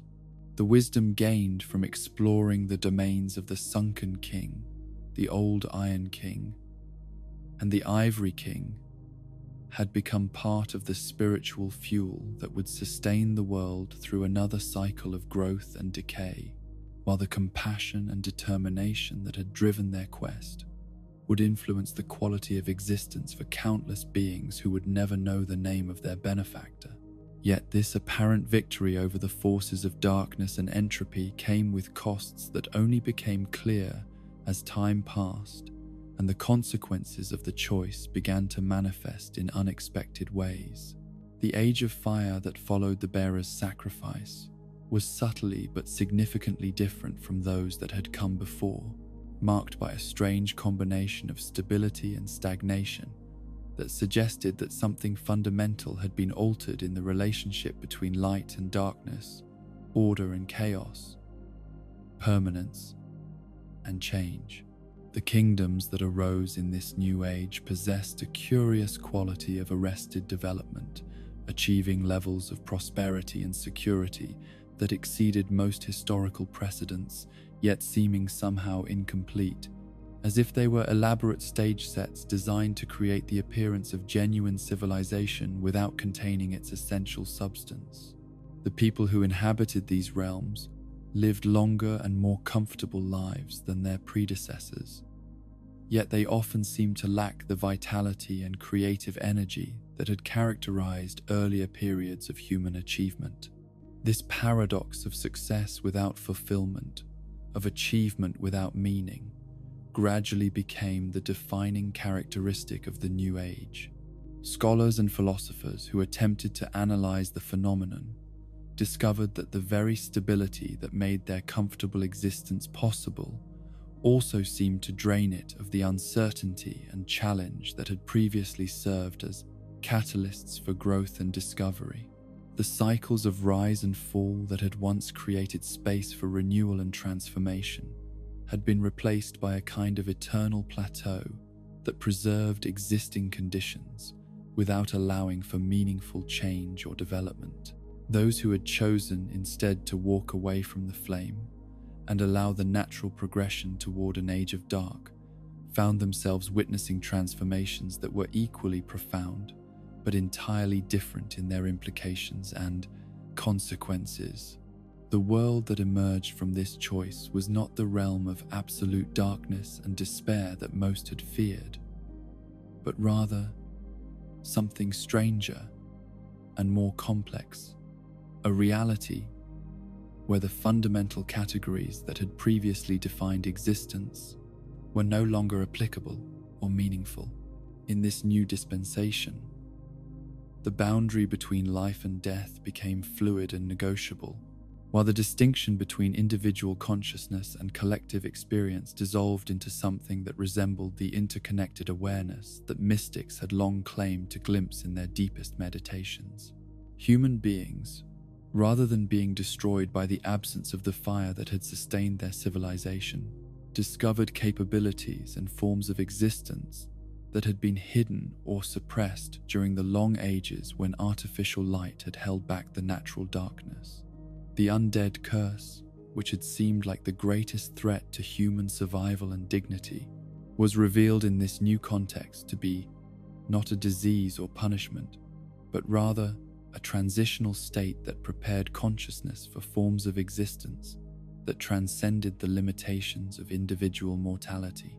Those who had feared hollowing as the ultimate loss of self discovered that what they had assumed to be their essential identity was merely the surface layer of awareness that concealed far more vast and mysterious depths. Yet this transformation into something beyond conventional humanity came with its own forms of loss and sacrifice that were no less profound than those experienced by the bearer who had chosen to link the flame.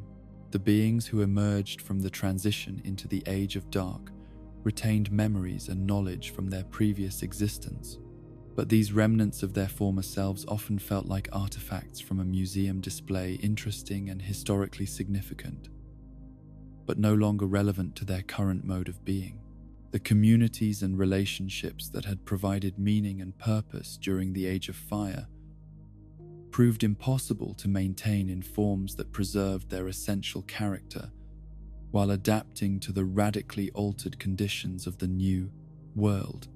Love, friendship, artistic creation, intellectual inquiry, all of these activities that had defined the heights of human achievement required forms of individual consciousness and emotional connection that were difficult to sustain when the boundaries between self and other had become permeable and negotiable. Both paths, whether toward the extension of the Age of Fire or the acceptance of the Age of Dark, led to destinations that were simultaneously triumph and tragedy, fulfillment and loss, resolution, and the opening of entirely new categories of problems that had never before existed. The bearer's choice, regardless of which direction it had taken, had succeeded in breaking the specific cycles that had trapped Drangleic and every other mortal civilization in endless repetitions of rise and fall. But this breakthrough had revealed new forms of limitation and constraint that operated according to different but equally inexorable principles. The realization that transcendence of one set of problems inevitably led to the emergence of new challenges that were often more complex and subtle than their predecessors became the central philosophical insight that defined both of the new ages that emerged from the bearer's momentous decision.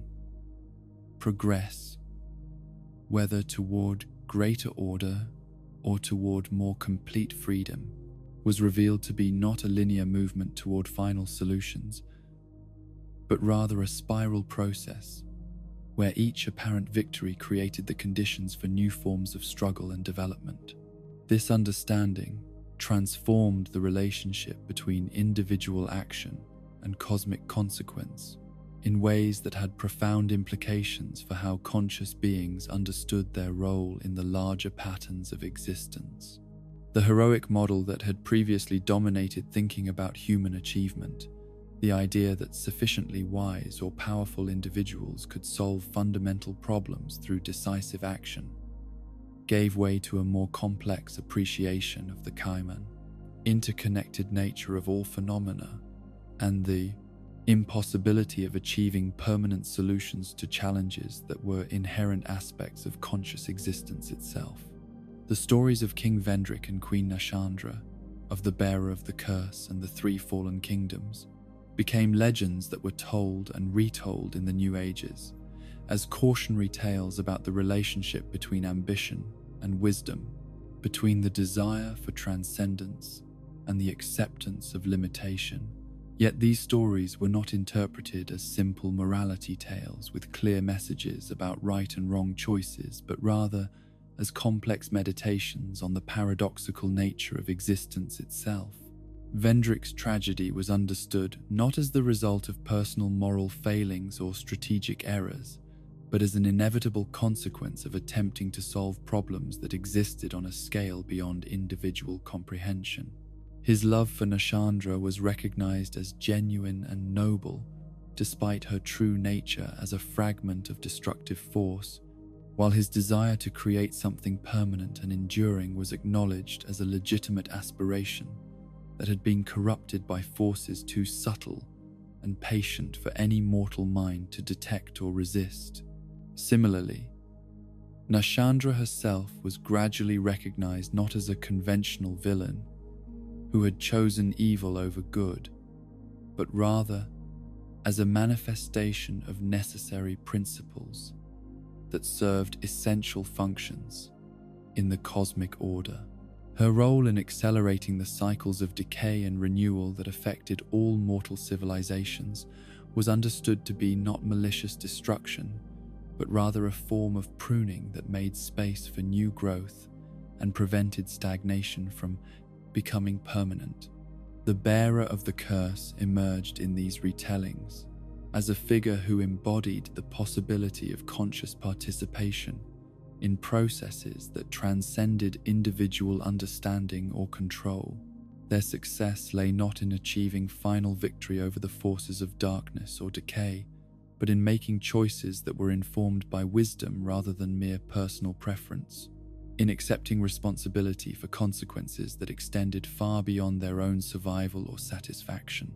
The three fallen kingdoms became symbols of different approaches to the eternal problems of existence, their failures serving not as evidence of the futility of human effort, but as examples of the partial truths and limited perspectives that characterized any attempt to understand reality from a single point of view. The Sunken King's pursuit of security through isolation, the Old Iron King's faith in technological solutions, and the Ivory King's noble sacrifice in the face of overwhelming opposition were all recognized as valid responses to genuine challenges, even though none had been sufficient to achieve the transcendence their creators had sought. The crowns that had once symbolized royal authority and divine mandate were reinterpreted in the New Ages as representations of the accumulated wisdom that could emerge from the synthesis of multiple perspectives and approaches to fundamental questions. The bearer's ability to combine insights from different kingdoms and different forms of failure was understood to represent not personal achievement, but rather the possibility of collective learning that transcended individual limitations and biases. This transformation in how the events of Drangleiac's rise and fall were understood and interpreted had profound effects on how subsequent civilizations approached the challenges of governance, spiritual development, and the relationship between individual desires and collective welfare. Rather than seeking single solutions or final answers to complex problems, leaders and thinkers began to develop approaches that embraced complexity and uncertainty as fundamental aspects of reality, rather than obstacles to be overcome. The arts and sciences that flourished in the New Ages reflected this changed understanding of the relationship between knowledge and wisdom, between achievement and fulfillment. Literature and music explored themes of interconnection and mutual dependence rather than individual heroism and conquest, while scientific inquiry focused on understanding patterns and relationships rather than discovering absolute laws or creating technologies that could control natural processes. Perhaps most significantly, the religious and spiritual traditions that emerged from the ashes of the old world developed approaches to the sacred that emphasized participation in ongoing processes of creation and transformation rather than worship of static deities or pursuit of unchanging truths. The divine was understood to be not a perfect being who existed apart from the world, but rather the creative principle that manifested through the endless dance between order and chaos, permanence and change, individual consciousness and collective awareness. The cycles that had once been viewed as problems to be solved or limitations to be transcended came to be recognized as essential features of reality that served purposes beyond individual comprehension. Birth and death, growth and decay, the rise and fall of civilizations. All of these patterns were understood to be aspects of a larger process of cosmic development that required both stability and change, both preservation and renewal, in order to continue generating the conditions necessary for conscious existence. This recognition did not eliminate suffering or make the challenges of mortal existence any less difficult, but it provided a context for understanding these difficulties that made them meaningful rather than merely arbitrary. Pain and loss were acknowledged as inevitable aspects of any existence that involved genuine relationship and creative development, while joy and achievement were appreciated as precious gifts rather than entitlements or permanent possessions. The bearer of the curse, in making their momentous choice between linking the flame and walking into darkness, had ultimately demonstrated that the most important decisions were not those that achieved specific outcomes, but rather those that were made with full acceptance of responsibility for consequences that extended far beyond individual understanding or control. Their legacy lay not in the particular age that had resulted from their choice, but in the example they had provided of conscious participation in processes larger than any individual mind could encompass. The kingdoms that rose and fell in the ages that followed would face their own versions of the challenges that had confronted Drangleic and its monarch, yet they would do so with the benefit of stories and wisdom that had been purchased through the sufferings and achievements of their predecessors. Each generation would discover new aspects of the eternal problems that defined conscious existence, while each age would contribute its own insights to the ever-growing repository of understanding that constituted the true inheritance of mortal civilization. The wheel of time would continue to turn, carrying new heroes and new tragedies, new forms of wisdom, and new varieties of folly, yet it would do so within a context that had been enriched and deepened by every story of rise and fall that had preceded it. The bearer's choice had not ended the cycles that governed mortal existence, but had transformed them into conscious expressions of the creative principle that brought meaning and beauty into being through the endless interplay between permanence and change, order and freedom, individual aspiration and collective wisdom. In this transformation lay perhaps the deepest lesson that could be drawn from the entire tragic saga of Drangleic's rise and fall, that the meaning of existence was to be found not in achieving final victory over the forces of limitation and decay, but in the quality of consciousness and choice that beings brought to their participation in processes that were infinitely larger than themselves. The bearer had become a symbol of the possibility that mortals could find purpose and dignity not through transcending their limitations, but through embracing them as the very conditions that made meaning and relationship possible. The legacy of their choice would continue to unfold through ages yet to come, each new generation discovering fresh implications and applications for the wisdom that had been won through such terrible cost.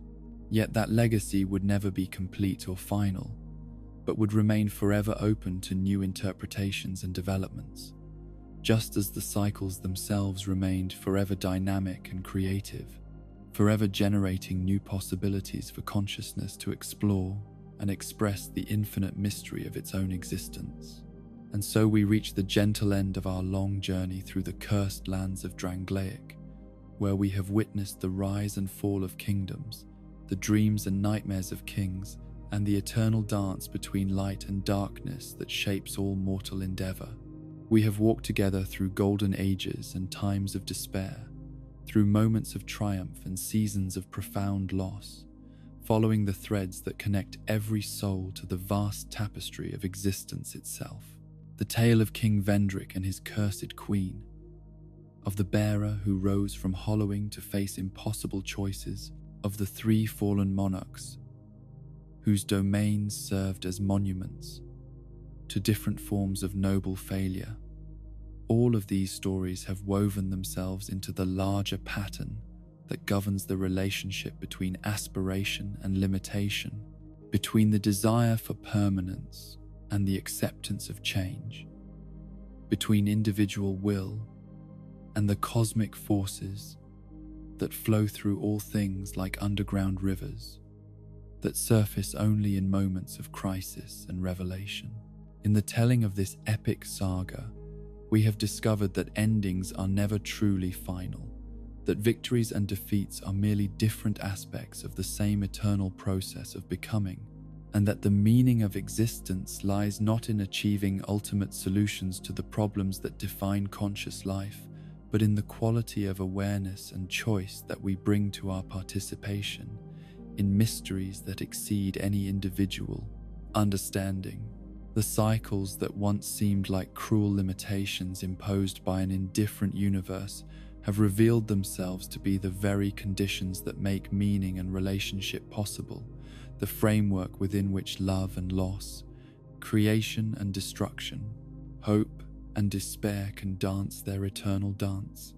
The bearer of the curse, in making their momentous choice between fire and darkness, demonstrated that heroism lies not in the achievement of specific outcomes, but in the willingness to accept full responsibility for decisions whose consequences ripple outward through time and space in ways that no mortal mind can fully comprehend.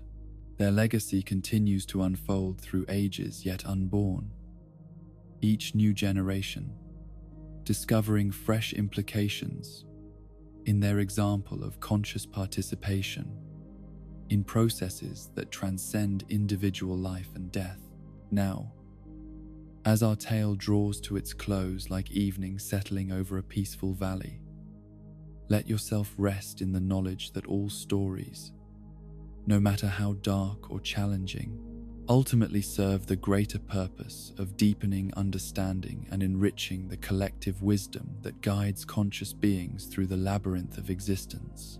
The suffering we have witnessed was not meaningless, the failures not without value, the losses not without their own form of victory that transcends conventional measures of success and achievement. Close your eyes and allow the vast sweep of this epic to settle into your consciousness like sediment in still water, each element finding its proper place in the larger pattern that connects all things to all other things in webs of meaning that stretch across eternity itself. The kingdoms may fall and rise again.